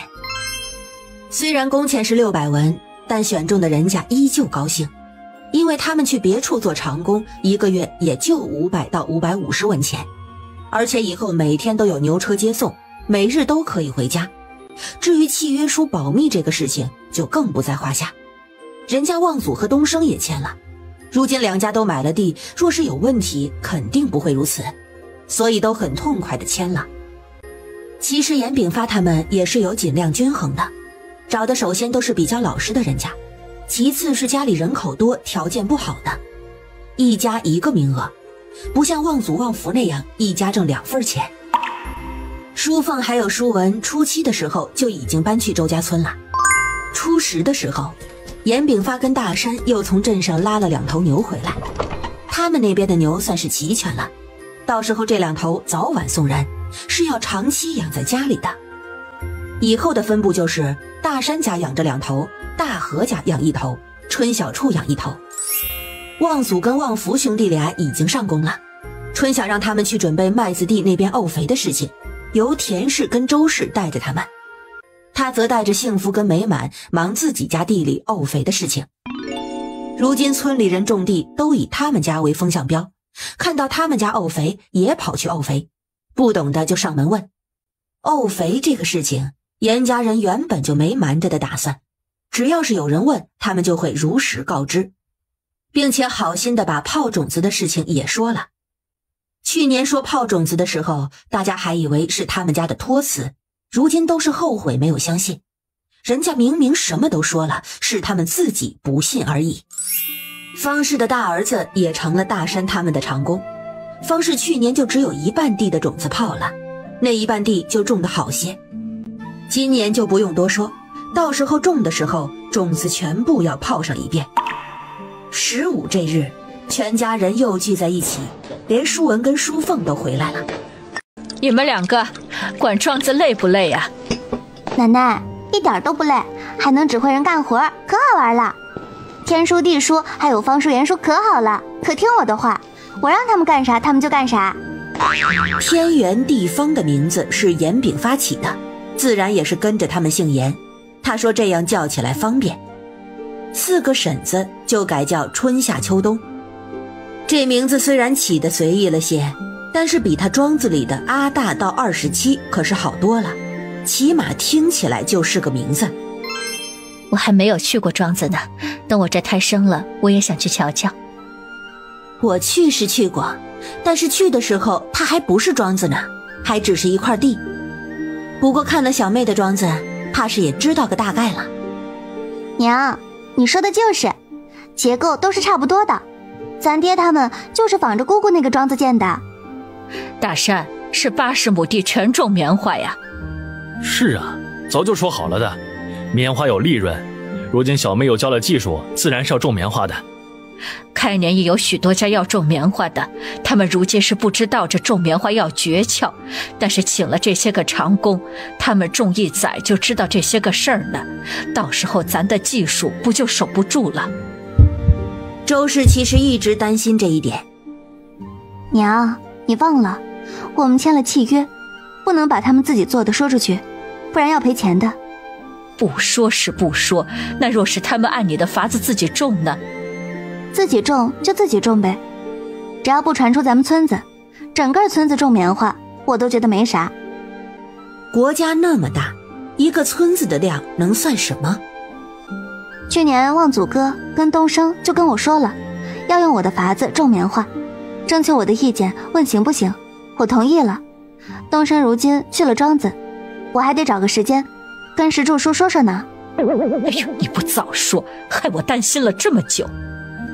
周氏没好气地捏了他一把，春晓哭笑不得。我哪里知道你一直想着这个事情？反正肯定也是明年的事情了，今年就不用操心了。不行啊，跟他们签个协议，想用我们的技术行，种出来的棉花要卖给我们，按正常的收货价，咱都帮了他们销了，他们也得欢喜死。你这个主意不错，娘，我如今发觉咱二弟还挺有商业头脑的。他那个脑瓜子时灵时不灵。大媳妇儿订的工具，明日该去拿了吧？对，上次就是说的15号左右，明日就可以去拿了。我跟东升说好了，明日他去拿就行。好了，你们坐吧，我们去做饭了。周氏叫了田氏跟淑凤往灶房走，张氏见他们走了几步，也起身跟了上去。春晓怕他摔跤，忙也起来过去扶他，结果两人走了几步，张氏突然就不动了。二嫂，你咋不动了？走啊！张氏转头，有些一言难尽地看着他。小妹，我怕是要生了。啊！春晓吓了一跳。你站着别动，千万别动啊！我去叫人。说完跑几步进了灶房。娘，二嫂说她要生了，咋办啊？周氏几个一听也紧张了。到日子了吗？是差不多日子了吗？哎呦，糟糕，张婆子都还没有请来。他赶紧跑到堂屋，让大山赶着牛车赶紧去胡家村把张婆子请过来，就是拖也要拖过来。大和这才知道自己媳妇儿要生了。张氏站在那儿一动也不敢动，他感觉得出来有液体打湿了他的裤子。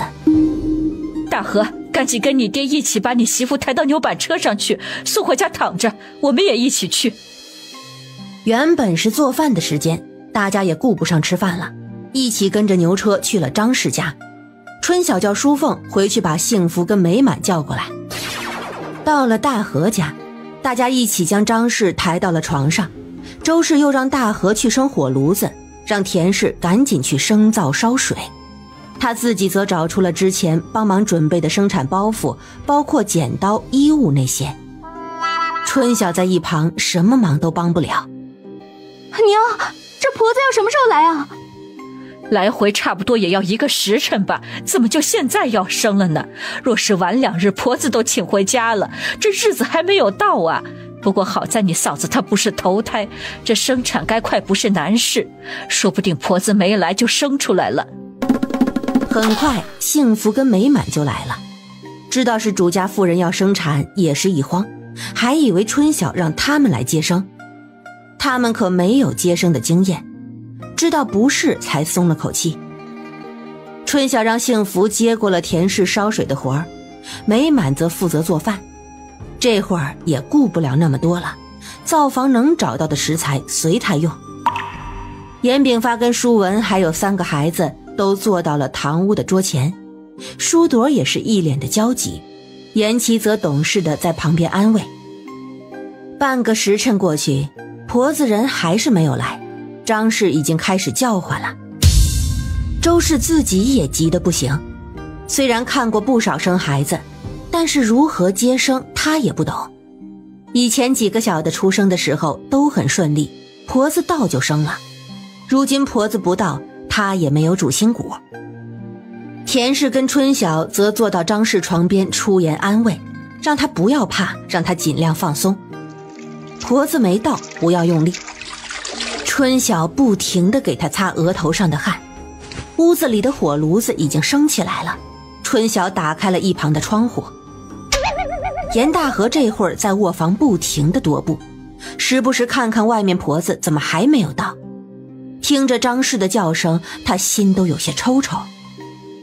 周氏嫌他来回走得烦躁，将他从房间赶了出去。妇人生产，男人多有不便，跟你爹他们待一块儿去。张氏想要忍着尽量不要叫唤，奈何疼痛实在是难忍，到了后头一声叫得比一声大。严炳发便让舒文带着几个孩子出去玩去，暂时不要待在家里，说等小娃出生了就通知他们。盼儿不肯走，被舒文一把抱住，还没出门就哭了起来。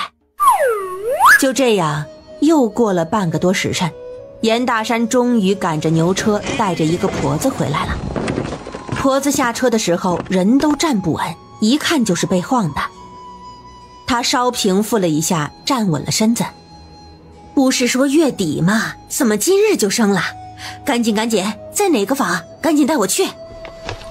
严大山赶紧将他送了进去。周氏看到稳婆，终于松了口气。张婶子，你赶紧看看我媳妇到哪步了，她都叫唤半天了，我热水东西都准备好了，你赶紧来看看。周氏看了一眼春晓，你又没有生产过，赶紧出去。春晓不肯，我给你们帮忙。周氏一把将他推出了门。你大嫂在要你帮什么忙啊？说完啪的一声把门关了。他站在那里看着门口贴着耳朵听着里面动静的严大河，瞬间就平衡了。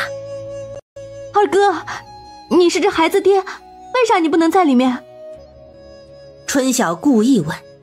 男人不能进产房这个事情他早就知道。我哪知道啊，乱七八糟的规矩。说完他又贴上了耳朵。二哥，这里头声音这么大，你用得着贴耳朵吗？哎呀，你好烦人呐！你要是没事啊，那你跟爹坐着去。里头的声音一声比一声大。田氏突然开了门，端了一盆血水出来，把春晓吓了一跳。要生了！大河也凑了过来。田氏的神色有些不乐观，说是孩子有些大，怕是难生。说完叫唤柴房的幸福过来换盆热水。幸福很快就端了干净的水过来，将血水端走了。田氏进门，大河想跟着进去。大嫂，让我进去陪陪他吧，我陪着他呀，兴许能好一些。他叫的那样厉害，我也待不住啊！你还是别进来了，二弟，有我们呢。说完就关上了门。里面不时传来产婆让用力的声音，还有张氏撕心裂肺的叫喊声。时间长了，不仅大河跟春晓，连严炳发都有些坐不住了。怎的这么久还没生啊？当初生盼儿的时候可不是这样的，可快了。严大河又开始垂着手来回踱步。哎呀，真是急死个人了。严大河着急，春晓也着急。她虽然没有生产过，但也知道这后胎时间越长越不好，有的孩子在肚子里憋久了，憋出毛病的也有。就在门外几人焦急万分，严大河忍不住要往里闯的时候，房间里传出了一声婴儿的啼哭声。生了！严炳发激动地站起来，大河整个人都呆了。生了！生了！没过多久，田氏过来打开门，房间里面收拾过了，只是还透着浓重的血腥气。恭喜恭喜，是个带把的小子！真的！大河激动地看着床上的张氏，想了那么久的儿子，如今终于是有了。兰儿，你听见了吗？咱们有儿子了！张氏此时还很虚弱，但还是对着他高兴地笑了笑。是个儿子。周氏把孩子抱到他眼前，脸上也是笑开了花。你抱抱，这是你媳妇受了大罪生下来的大个儿的小子。严炳发也笑眯眯地站在一旁，看着周氏抱着的孩子。好啦，这孩子生下来了。刚刚我跟你们说的，你们多注意些。他要下奶，平日多喝些进补的汤。张婆子要走，严大河赶紧从衣兜里掏出1两银子递给他。张婆子一看是1两银子，脸上更是笑开了花，又说了一大堆的吉祥话。大山因为是大伯，弟妹生产，他不好待在跟前，便一直待在院子里。这会儿见产婆出来了，忙上了牛车。张氏生了孩子，全家人都高兴。几个小的回来看到弟弟，一个个的都爱不释手，抢着要抱。张氏因为生产太累，没多会儿就睡了。美满的饭早就做好了，这生孩子一生就是1、2个时辰，他只好把饭温在锅里，这会儿才叫人吃饭。大家这才想起来中午饭都没有吃，于是一家人开始吃饭，美满跟幸福则留在灶房吃。这孩子生的日子好，今日可是元宵节呢。谁说不是呢？我想着这日子没到，怕这孩子生下来就弱，结果你看看多壮实的小子呀！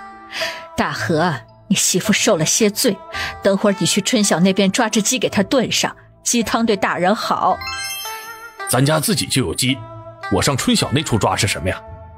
等我家鸡吃完了，我再去春晓那儿抓。二哥，尽管去抓，一日1只都成，反正有那么多只，如今倒是派上用场了。爹，咱弟弟叫什么名字？舒朵问。爹还没给他取名字呢，等取了告诉你。这2天你们别吵你娘啊。二弟，这弟妹生了孩子，按照规矩得给娘家报信儿，你怕是要走一趟？自然是要走一趟的。严大河叹了口气，就只是走一趟，报个信而已。娘，要不我让美满先在这边待着照顾二嫂，你们都忙地里，二嫂得有个人照顾，二哥可不成。这喜伺候男人太马虎，坐月子正是敏感的时候。我看行，等会儿他醒了先换床褥子，家里有备用的没？有，之前打了好几床呢。我之前做好的棉片给他垫上，要不我这2日就住这边，也不用外人了，我自己我最放心。周氏坚持要留下来照顾，严大河自然是求之不得。张氏睡了多久醒的，春晓也不知道。他带着2人走的时候，人还在睡着，怕是累坏了。反正有他娘在，他也不担心。第2日一早，春晓早早的就过去看张氏。张氏已经醒了，孩子就躺在旁边。二嫂，他太可爱了，怎么没有看到二哥的人啊？他一早就去我娘家报信了。2个孩子扒在门口偷看，被春晓给发现了。春晓对他们招招手，他们才进来。怎么不进来？爹说娘辛苦，让我们不要吵娘，可是我们想看看弟弟。春晓把孩子抱起来。看吧，你们就别抱了，你们太小，万一没抱好，会摔着弟弟的。我们不抱，我们就看看。两个人都是一脸欣喜地看着春晓怀中的小孩。姑姑，他好可爱，眼睛圆圆的，一点也不丑。田氏没一会儿也过来了，拎来了一只鸡。弟妹，今日好些没？下面可还疼？只有女人理解女人。好多了，多谢大嫂。这小家伙啊，长得真好。听娘说，昨日咱爹可是兴奋了一晚上，在给孩子想名字呢。几人都笑了起来。舒文跟舒凤他们回庄子呢？回去了，早上还舍不得走呢，非说要来看看。只是早就说好了，今日要带村里人上工，不走不行。还是正事要紧。爹今日去送货，等会儿顺便把工具拿了送到庄子里去。幸福是不是带娘去拿肉去了？这是春晓来时交代的事情。我来的时候他们刚走，这2日地里正忙，怕是不能多待。弟妹啊，你多担待着，我有空便来看你。大嫂，你不用这么客气，我这坐月子的本就要自己在屋子里待着，我还愁要待这么久，家里的活都堆到了大嫂你们头上，不好意思的很。田氏嗔怪地皱了皱眉，你还说我客气，分明就是你客气。你这个样子就不要想着做活的事儿，咱们妯娌之间不必如此。严大和是下午回来的，谁知道跟他一起回来的还有赵氏，也就是张氏他娘。一来就直奔张氏的房子，喊着我的儿女辛苦了。若不是春晓见过他之前的样子，怕都要相信他是个心疼女儿的好母亲。周氏把严大和拉到一边，问怎么回事。以前2个孙女出生的时候，他们可是看都没有看一眼的。他说要过来照顾兰儿坐月子，我总不能拦着吧？我这心里还纳闷呢。行啊，既然亲娘来了，那就让她好好照顾吧。正好地里也开始忙了，倒是好事。说完，将朵儿他们拉到身边，猫在2人耳边不知道说了些什么，就见2个孩子猛地点头。春晓今日也在这边待了一天，如今亲家母来了，他也不好待下去，与张氏告辞后也就回去了。21日依旧是分银子的日子，只是因为赵氏还在，春晓便没有提分银子的事儿。好在第2日，赵氏来的第7日，他终于是要走了。张氏虽然知道他这次来，一是因为他们家如今今非昔比，二是因为他生的是男孩，但是能来照顾他7日，他还是满足了。走的时候，他给了赵氏2两银子，并感谢了他的照顾。母女2个说话客气又疏离，总之给人的感觉有些怪异。赵氏一走，春晓下午就来分银子了。原本这个月肉价提了，应该比以前多，但是这个月有4日没有出货，张氏跟田氏一人分了48两，有360文，他这儿分了64两，有480文。拿到银子的第一时间，他就请周氏帮忙，让他帮自己在村子里收稻种跟麦种，麦种800斤，稻种1000斤。周氏领了活，就把要收种子的事情散播开了。等春晓他们第2日回来的时候，周氏找到他，说村里人说粮食涨价了，这2种自然涨价，要收14文一斤，以前都是11文一斤，问他是继续收还是去别的地方问问。春晓让他继续收，很快也就2日的时间，周氏就将他的2种收齐了。春晓让幸福将种子全部送去了村子。此时又有村民上他们家问棉花种子的事情，春晓便让周氏按10文一斤的价钱卖给了村里人。种子自然是已经挑选过的，反正种的都够了，多的放在手上也没有用。于是许多村民都开始找周氏买种子，300斤的种子一下子就全部卖光了。到了月底的时候，春晓去镇上找了黄明德，不为别的，他的分店10月9号开张，到如今已经3个多月了，是时候拿第1个季的分成了。黄明德也算是诚信，似是知道他要来办，早就准备好了账册跟银子。春晓拿到账册的那一刻，连他自己都没有想到，一家店1道菜的小部分分成居然有这么多。第1个月是567两，第2个月是602两，第3个月是617两，合起来整整有1786两。黄老板，你这酒楼可真是暴利啊！按这样，你这1个月不是得赚7、8千两？羡慕的他都想开个酒楼了。严姑娘，你有的时候很聪明，有的时候有些天真，这怎么可能呢？我若一个店子1个月能挣7、8千两，我早就将店子开遍整个州府了，怎么会待在这个小小的三叶镇呢？万花镇的分店主做的就是卤肉菜系，卤肉占的份额大，你的分成才有这么多。你放心吧，黄某不是那鹰损的人，是你的，我1分也不会少你的。都说无商不奸，如今看来他是碰到一个靠谱的了。用1上午的时间对了账本，最后他拿着17张100两的银票跟1包银子，满意的回去了。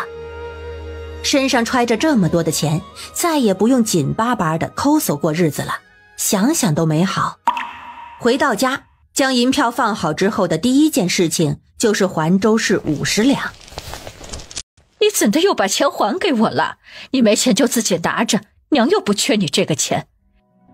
周氏知道他最近手头紧巴巴的，这刚分了钱，他又买了种子，钱还了他，到时候又缺了。娘，我有钱了，以后不用跟您借了，您拿着吧。你还是把黄豆卖了以后再还我吧，你哪里来的钱呢？春晓也不管了，将钱直接塞给了他。没骗您，真有了。我要给庄子里多收点粮食，放在那里。娘，您再帮忙问问村里还有没有余粮，就按15文1斤的价格收，就收麦粉跟精米。说完又拍了他50两银子。你看我是不是有钱啦？按15文1斤的价，50两可以买3300斤左右了。到秋季收粮的时候，怎么样都够了，正好他自己也可以留一些。周氏这才相信他又有钱了。这村里的粮都被你收走了，上回收种子别人就问我要这些种子做什么，说你们家不是都种棉花吗？这回收这么多粮食，他们准又要问了。春晓在陆村买了庄子的事情，村里知道的人并不多，也就望祖跟东升2家。都说树大招风，他们如今在村子里已经很招风了，反正也没有打算在村里雇人，不知道也好。严大河准备在月中的时候给自己儿子摆满月酒，这好不容易得了个儿子，他自然是想好好的热闹一番的。严炳发想了想，终于给小孙子起了个名字叫严昌兴，寓意着兴旺发达之意。就这么一个名字，他还问过家里唯一的读书人严琦的意见。严琦小大人般的说了句极好，高兴的老头子当场拍板。张氏很高兴，觉得爹这个名字取得很有文人风采，而且寓意又好。他身体已经恢复了，只是坐月子不能出门，好在每日几个孩子在身边陪着，也不觉得无聊。6号这天，春晓去庄子的时候，东升已经开始带着大家在育苗了，他便带着王时文去看地里的黄豆。黄豆已经长得很饱满了，豆荚都带了黄色。东家，最近天气好，这黄豆怕是10来日就要收了，到时候若是有人上门收，咱卖不卖啊？卖个什么价钱呢？以前这些事情都是上头管事的安排，他们不用管。如今他成了管事，自然是要操一份心的。今年怕是没人上门收了，衙门发了通告，粮食要卖要过衙门，他们收便只能卖他们，他们不收才能卖别人。这样到时候衙门不是会有人到庄子里收税粮吗？你们顺便问问，这黄豆他们收购的价，若是价格好咱们就卖，若是价格不好就先放着。知道了，东家。春晓走前给了东升1两银子，如今正好是1个月的时间，东升便跟他保证一定会种好他的庄子。春晓也让他放心，让他育种的时候可以多育2亩，到时候给他们自己的地用。东升感激不已。14号晚上的时候，舒文、舒凤还有春夏秋冬4个妇人一起都回来了。严大山也通知了村里的长工，明日不用上工，一起参加大河家的满月宴。鸡已经抓过来了，大家聚在院子里杀鸡拔毛，准备明日要用的菜。前阵子卤了不少的肉，干脆这次多弄些，让大家都过过嘴瘾。那卤肉放长了时间会坏，如今天气可不冷了。二叔，你这次可真大方，这么多的菜，得花不老少的钱吧？你个小孩子家的，操这些心。严大河拿水对着淑凤的脸弹一下，这能花多少啊？哎呀，二叔你真讨厌，鸡毛都打我脸上了。田氏看了看院子，这么多人可怎么做啊？这院子里放6桌，堂屋放1桌，这一次也只能做7桌。不行，咱干脆分开吃算了。我们那边一次可以摆8、9桌，锅也可以热菜，正好2席就能完事儿。大嫂这样算自然好，只是太麻烦大嫂你们了。既然是分2边，汤先煮好放到一边，2边灶各自炒菜，最后上汤的时候热一热就好了。到时候春夏跟幸福在大河这边帮忙，秋冬跟美满在大山那边帮忙，我跟春晓也在这边，舒文、舒凤在那边，这人手怎么都够了。那就一边摆8桌，这院子挤8桌应该能坐下。明日一早先把桌子跟碗都借回来，都要洗干净了才能用的。大河，摆酒你通知你老丈人没有啊？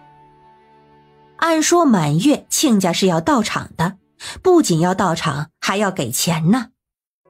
严大河看了眼抱着孩子坐在边上的张氏，我们商量了一下，还是不请了。兰儿他娘坐月子来过了，如今只是款待一下村里人，还是算了。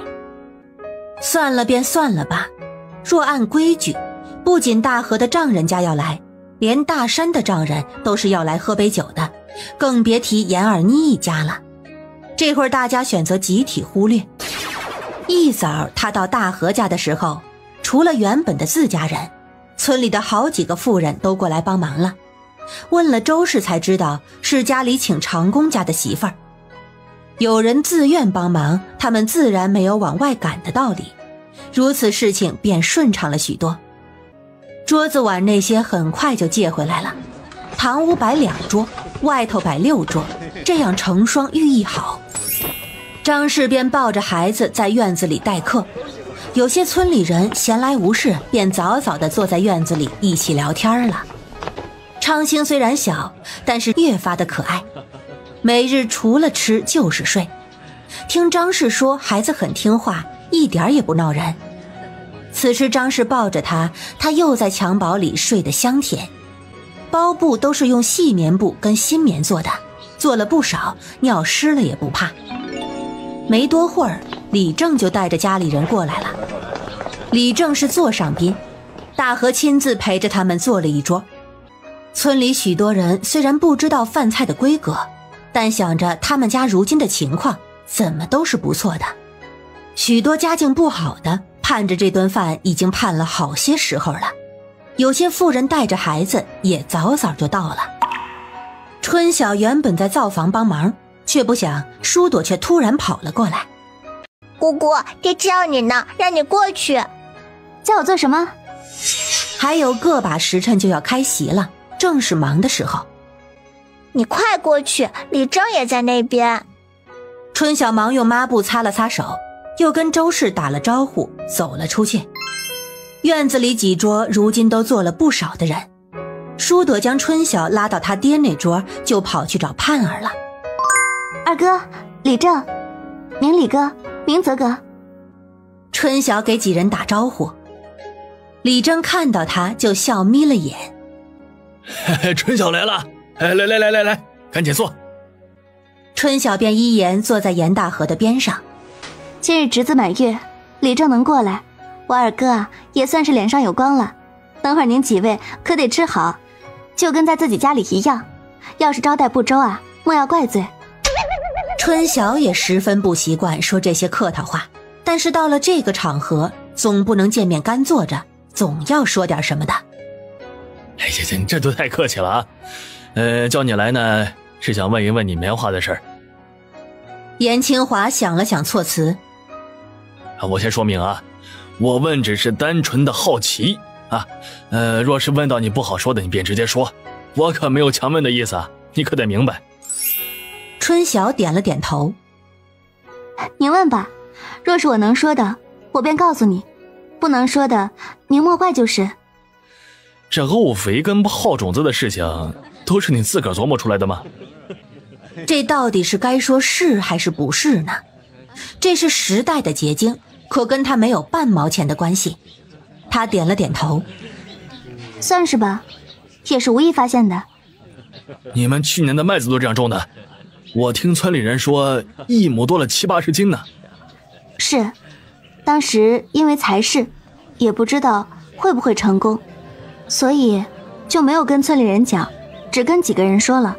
没想到试了，居然真的提高了收成，所以今年便跟大家讲了。这个好啊，这对咱们村子来说可是大功一件呢。这要是大面积推行，朝廷兴许还有嘉奖呢。严清华很是欣慰。别啊，李正。说到朝廷，春晓一下子紧张了。咱们在咱这处种得好，种得不好都没关系，但是若是跟朝廷讲了，到时候朝廷推行，万一出了岔子，咱们全村人都要遭殃的。李正，咱可不能冒这个险。爹，春晓说的是，嘉奖能有什么嘛？若是获罪啊，那可就是全村呐。李正点了点头，他又看向春晓。你那棉花地该是收成不少吧？之前看你们一车一车拉出去，也是用的这个法子。是。还有没有其他的法子？春晓犹豫了一下，还是如实作答。是还有别的法子，但是这生前的法子，意思很明显，不能说。李正略有些失望，随即又笑了。我看出来了，你是个能人，你们家能有今日啊，他都是你的功劳。日后若是有机会能拉拔村里，我希望你能多考虑考虑。那是自然，都是一个村子的，相互关照。李正又问了他关于种植方面的其他问题，只要是春晓知道的无关紧要的，他都如实说了。虽然也不算什么技巧性的技术，但却听得一桌子人佩服无比，自觉自己种地一辈子，却连种地的皮毛都没有摸到。他们才知道这土质也有很多种的，什么样的土质适合种什么样的作物，什么样的作物日光下长得好，什么样的作物喜欢阴凉的地方。总之到了开席的时候，都还听得津津有味儿。开席了，春晓也要走了，李正有些不舍地看着他站起来。日后有时间再给我讲一讲，我种了一辈子的地，居然连你说的这些都不知道，惭愧啊惭愧。李正，这些都是要多观察、多实践、多对比才能知道的，有些我也是在书里头看见的，实际如何并没有考证。所以说呀，还是要读书啊。春晓回到灶房帮忙传菜，宴席已经开了，每桌都坐得满满的，带孩子的孩子便站在边上吃。今日的饭食可是比哪一家过年的都好，而且这回是村里人都吃到了他们家的卤肉，一个个都赞不绝口。菜桌上最先玩的依旧是卤肉。张氏抱着孩子陪在严大河身边，给每桌的长辈敬酒。总之院子里的气氛热闹而热烈。等菜那些都传完了，几个妇人趁着外头吃饭喝酒的功夫，也赶紧吃饭。第一席完，紧接着又要开第二席。炒菜的人都是轮换的，不然这样一直炒，人的胳膊也受不了。春晓就一个感觉，这办席实在是太麻烦了。若是以后有什么事非要办席，那他绝不自己弄，就去酒楼花些钱，方便又省事。这边的情况如此，估计田氏那边肯定也差不多，两边的席面是一样的。等两桌席吃完，已经到了未时钟了。春晓唯一庆幸的就是他们这处办席就是中午一餐，若是晚上再弄一顿，怕是要把人给累死。收拾完之后，村里来帮忙的妇人们也要走了，周氏也没有让他们白帮忙的打算，将家里的卤肉一人给他们切了2斤，让他们带回去。几个妇人自然高兴，这卤肉在村里是有钱都买不到的，这一下子就得了2斤，家里人都该有口福了。桌椅板凳碗筷归还这些用不上春晓他们，他便端了个凳子坐在门口休息。张氏很快坐到他身边，还在睡呢？还真是个小懒猫。春晓忍不住摸了摸娃娃的小脸儿。先前玩了一会儿，刚刚又睡了，累了吧？我跟你二哥说别办了，他非要办，我看娘也是累得不轻。我如今日日守着这个小的，什么也帮不上忙。办一办，大家高兴嘛，也算是咱小昌兴为村子里的人谋福利。你没看到爹嘴上说着二哥花钱，他自己还不是高兴得很。今日啊，他在那边不知道有没有喝多，等会儿还得让娘赶紧回去看看。地里的黄豆是不是要收了？二嫂，你还想着地里的事呢？春晓笑他操心。是要收了，放心吧，都安排好了。严炳发这回果然是喝多了，周氏不在，没人跟他耳提面命，村里人说多了好话，敬他酒他也不好回绝，所以喝着喝着就喝多了。喝多了也不到处发酒疯，就闭着眼睛躺在床上念念有词，凑近了也听不清楚他说些什么。周氏拿他也是无可奈何。喝多了的不止严炳发，还有严大山。往日清醒的时候，严大山都是比较内敛的，如今就见他抱着田氏，怎么劝都不撒手，臊得田氏捶了他几次，结果他依旧纹丝不动。舒文跟舒凤就站在院子里边看边笑。春晓来的时候就看到了这一幕。你爹咋了这是？舒凤凑到他身边。喝多了，你看我娘那耳朵根儿。春晓就看到田氏一脸哭笑不得地看着他。小妹，你来得正好，你快过来帮忙，把你大哥给扒拉开，这让人看到像什么话？春晓看了眼舒文跟舒凤，这2个缺心眼的孩子也真是的，都不知道上前去帮一把，看把田氏给急的。他赶紧上前去拨他哥的胳膊，谁知严大山睁开眼看了他一眼，对他笑了笑，一个甩手，差点没让他摔个狗吃屎。舒文舒凤笑着扶他。姑姑，你没事吧？姑姑，你没事吧？我说你们2个怎么不上前帮忙？原来在这儿等着我呢。你这是发什么疯？把小妹都给摔了。田氏一着急又开始捶人。娘，他喜欢抱，你就让他多抱一会儿，等他抱累了自然就撒手了。田氏若不是此时动弹不得，怕是一棍子就要上手了。他没好气地拧了严大山一把，严大山哎呦叫唤了一声，又看着他傻笑。春晓也跟着舒文他们站在边上开始看热闹，没想到他大哥还有这样的一面。最后见田氏实在是着急了，这才3人一起上，将田大山拉开，扶去了床上休息。明日我告诉我爹这事儿，他肯定不会信。这事儿不许你在爹面前提，多伤面子的事儿啊！田氏瞪了舒凤一眼，他喝多了，他知道什么？舒凤吐了吐舌头。你们2个今日回不回庄子？这2日不回去了，那边在育苗，每日就拔草，几个叔婶在就行。村子里请的人明日要跟着我们在这边收黄豆，麦子地的15亩加上姑姑你那边的13亩，怕是要收2、3日呢。那正好，我还说人手不够呢，这样最好。家里的事情安排妥，活儿也分工到位，他抽空去了一趟庄子。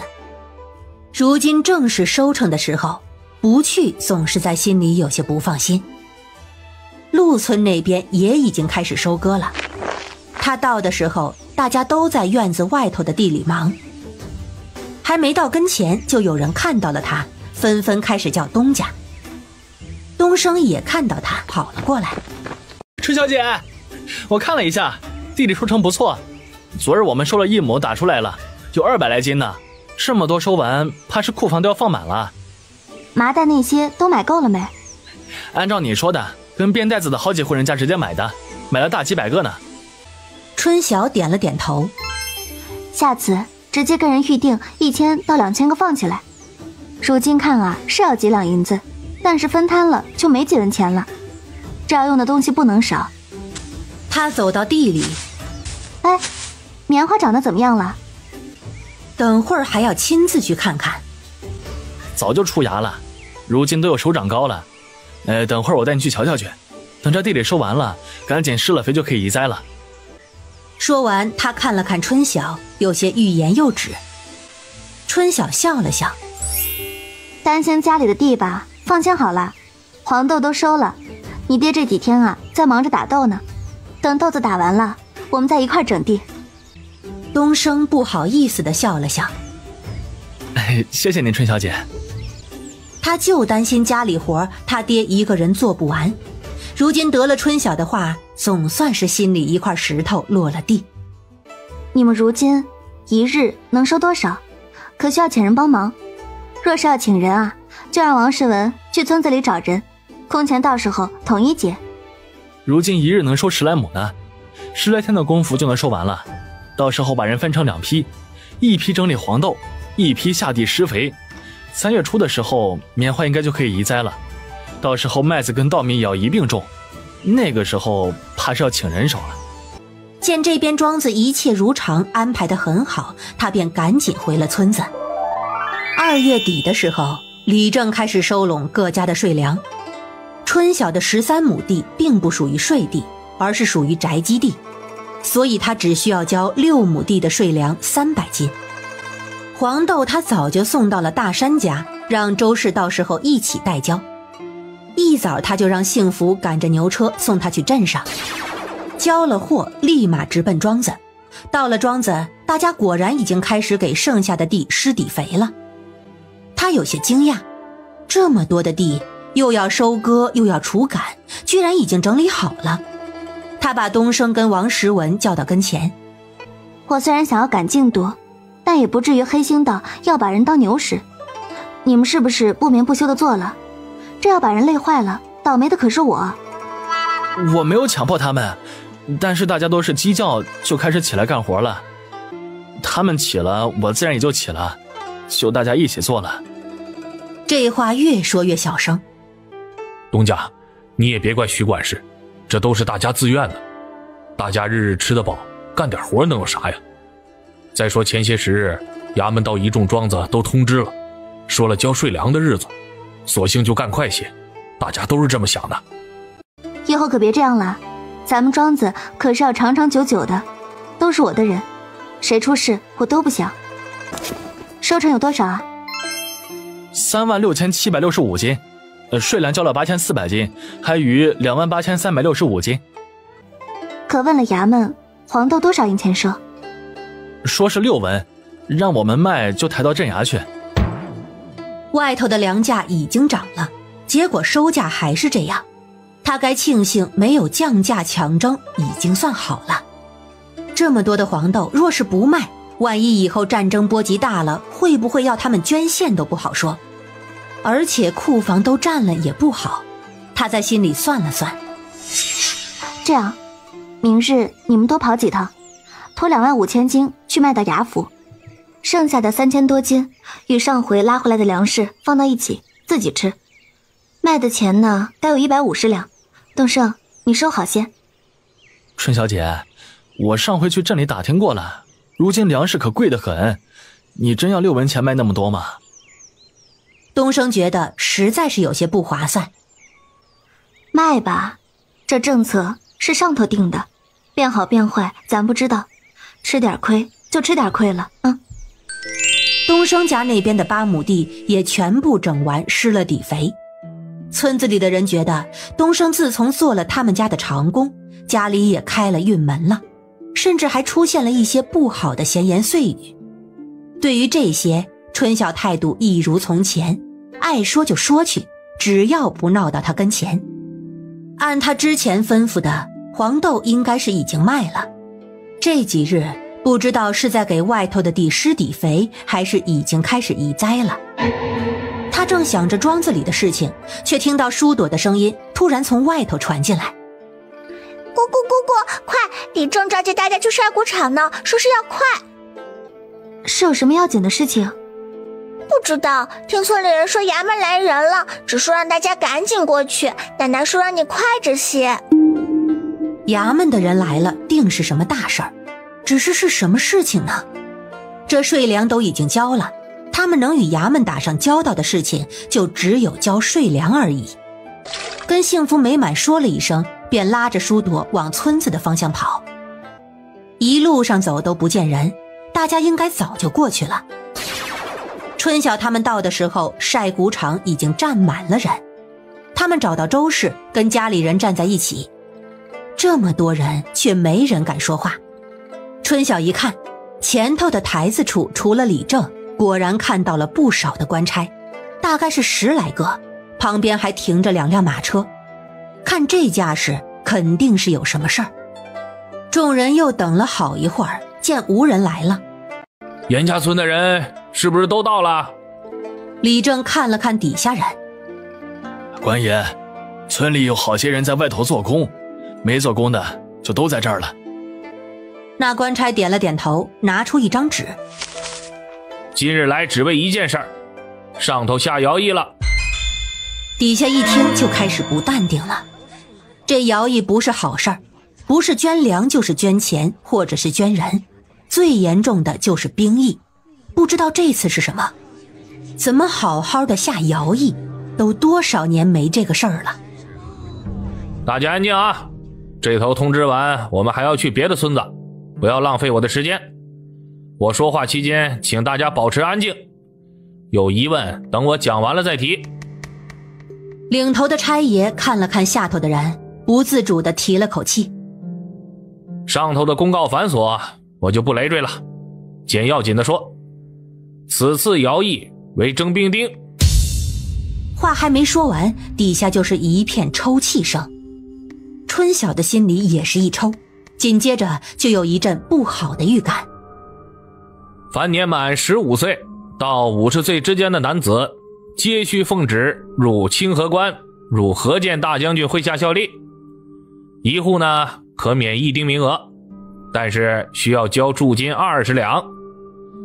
你们户籍人口明细，府衙都有存底，做不得假。不在场的人请相互转告，请以上人员3日内到府衙报到入编，若是超了时限，一律按逃丁处理。我提醒一句啊，逃丁可是要全家下狱的。以上就是公告的内容，大家有问题尽管提，没有我们就走了啊。下头的人就犹如冷水下了热油锅一样，一下子就炸开了，有几个妇人直接就晕了过去。周氏也几欲昏厥。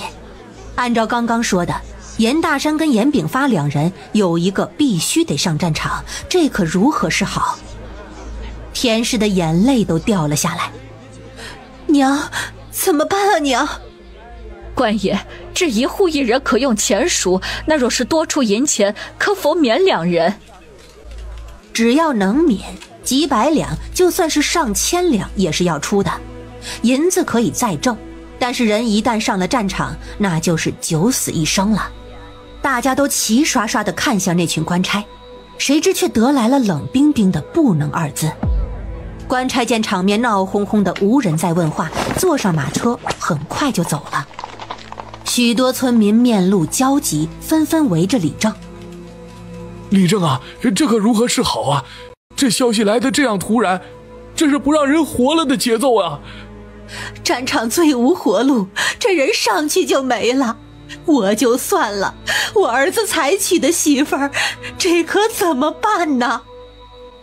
早知道这样就早分家了，就是借钱也能够多赎回几个，如今可怎么好？晒谷场传出了此起彼伏的哭闹声。张氏还好，大和已经分家，交20两就成，只是公公跟大哥这次怕是麻烦了。田氏跟周氏心情压抑，春晓见他们神色实在是不好，此处又哭声一片，不是个能多待的地方，便跟张氏一人搀着一个，将人搀了回去。张氏手里还抱着孩子，好在孩子此刻已经睡着了。几人刚回到家，田氏就哇的一声哭了出来。他知道大山这次是在劫难逃了。怎么办啊娘？小妹，大山他怎么办？他还不知道这个消息，知道了该怎么办啊？怎么就不能用银子赎？我们多出钱，200两不，500两我们也出，怎么就不能出银钱呢？越想也越伤心，突然又想到什么，一下子哭疯癫了。我娘家怎么办？我大哥二哥没有分家，我大侄儿也满了15，这可怎么办好啊？周氏原本已经不哭了，见到田氏哭得伤心，又跟着哭了起来。天杀的，这是诚心不让人活了呀！这可怎么办呢？你爹呢？赶紧去周家村那边把你爹他们叫回来，这可是出大事了。张氏也跟着在一旁落泪。春晓难过叹气，这么大个事，事前却一点风声都没有露出来。官府这次是铁了心办事了，若是事前有风声，没分家的赶紧分家，比如将严炳发跟严大山也分户，那这个事情就好办了，就只是交银子的事情。如今这样一点转圜的余地都没有，这可如何是好？战场是不能上的，这该怎么办好？娘，爹他们傍晚就回来了，回来了也是大家一起发愁。我明日去镇上走一趟，看看府衙那边有没有什么机会。爹跟大哥是肯定不能让他们上战场的，如今这样，咱们更是要打起精神。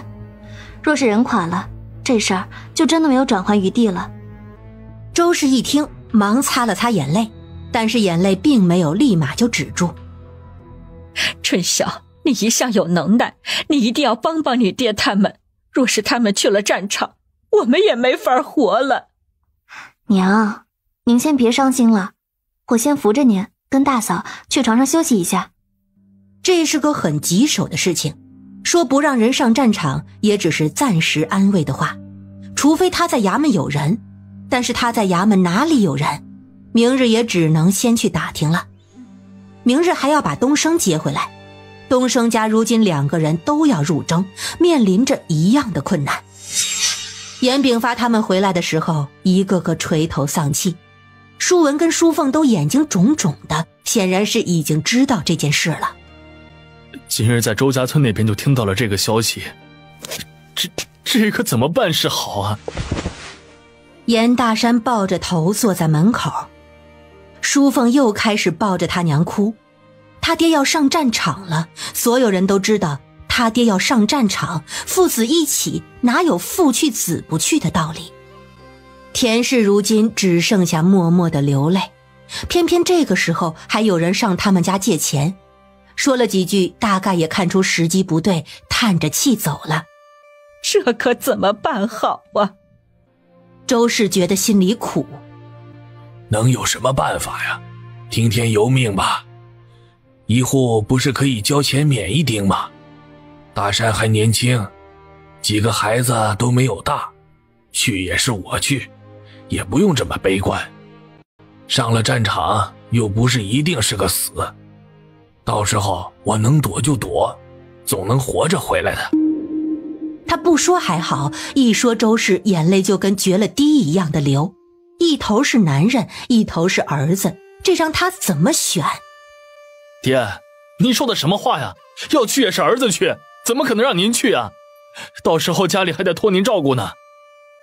春晓觉得自己不能再待下去，再待下去他会窒息，他一定要想办法才行。爹，娘，嫂子，你们今日都早些休息吧，时辰也不早了，明日白天咱们再各自想办法。春晓，这回咱该怎么办呢？大河边走边耷拉着脑袋，张氏跟在身边，他老丈人那边这回也麻烦了，2个儿子也是必须得走一个。二哥，这会儿周氏不在，春晓终于露出了些脆弱的表情。这回我怕是也没有办法，咱们没有官府认识的人，找不到门路，我这会儿心里也乱得很。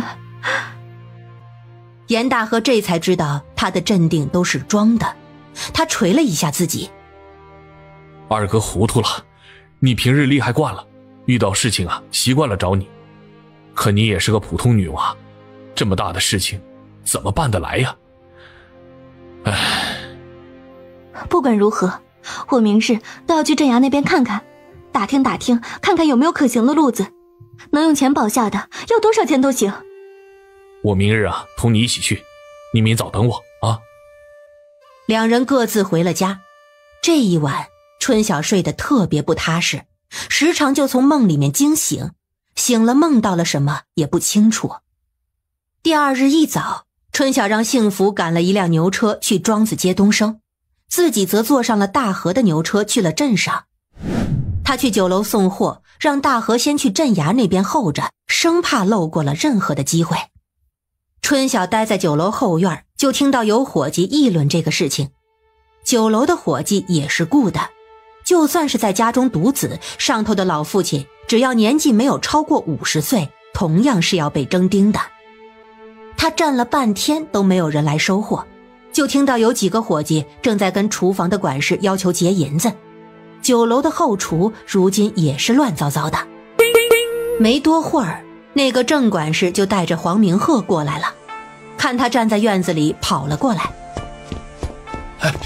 春晓姑娘，你稍等片刻啊。说完带着黄明鹤去了后厨。没多会儿，黄明鹤就叹着气出来了，并叫人给他的货物称重。如今突然征丁，这四周围都乱套了。不知道黄老板家中可有此烦恼？说实话，在这个时代碰到这种事情，几乎家家都得遭殃。黄明鹤看着他摇了摇头。已无啊，只是这许多伙计怕是要重新找了，这酒楼没伙计可不成啊。黄老板这么有钱，买几个人就是了，何必请伙计？春晓从他的话中嗅出了一点不同的意味。已无，那是不是表示之前有，现在解决了？那如果是这样，那这人有门路啊。他忍住心中的激动，做出哀痛状。这征丁征的着实让人猝不及防，家人也没能幸免，怕是以后这生意难做了。这是为何呀？征丁只是征的家中男人，生意妇人不是可以继续吗？黄老板有所不知，家中前些时日才买了庄子，如今正是春耕的时候，男人若是不在，就只能女人顶上。我们农家人都是土地为命根子的，契书里有讲，若是遇到不可抗力，是不用发银的。若真是因此断供，黄老板，你见谅啊。黄明鹤实在是有些无语。严姑娘，就跟你刚才说的，买几个人就是了，咱好好的生意还是要做的。我娘昨日因为这个事情哭了半宿，我嫂子他们也差不多，如今哪里有时间顾得上这么多？这2日怕是没办法送货了。黄老板，你这处不是也有伙计困扰吗？咱大家都歇一歇吧，我这两日还要去找找机会，看看有什么办法可想呢。春晓说完，重重地叹了口气。黄明鹤看了他良久，似是内心有些挣扎，最后叹了口气。严姑娘，你跟我呀到厢房来一下。春晓的心此刻在狂跳，不知道他猜测的对不对，这怕是有门路啊。春晓忙跟着黄明鹤进了酒楼的厢房。黄老板要说的是何事？我与严姑娘家合作是十分愉快的，如今你们家碰到这种事儿，我想着我能帮一把便帮一把，只盼严姑娘能记着些我的好才是啊。春晓露出了欣喜的表情。黄老板，你果真有门路吗？黄明鹤看了看关着的门，压低了声音。我与镇义馆户籍的主簿有一些交情，我给你一封信件，你去找他，让他将你们家男丁户籍做分户处理，兴许能解决你的问题。真的？那真是谢谢黄老板了。春晓恨不得给他跪下了。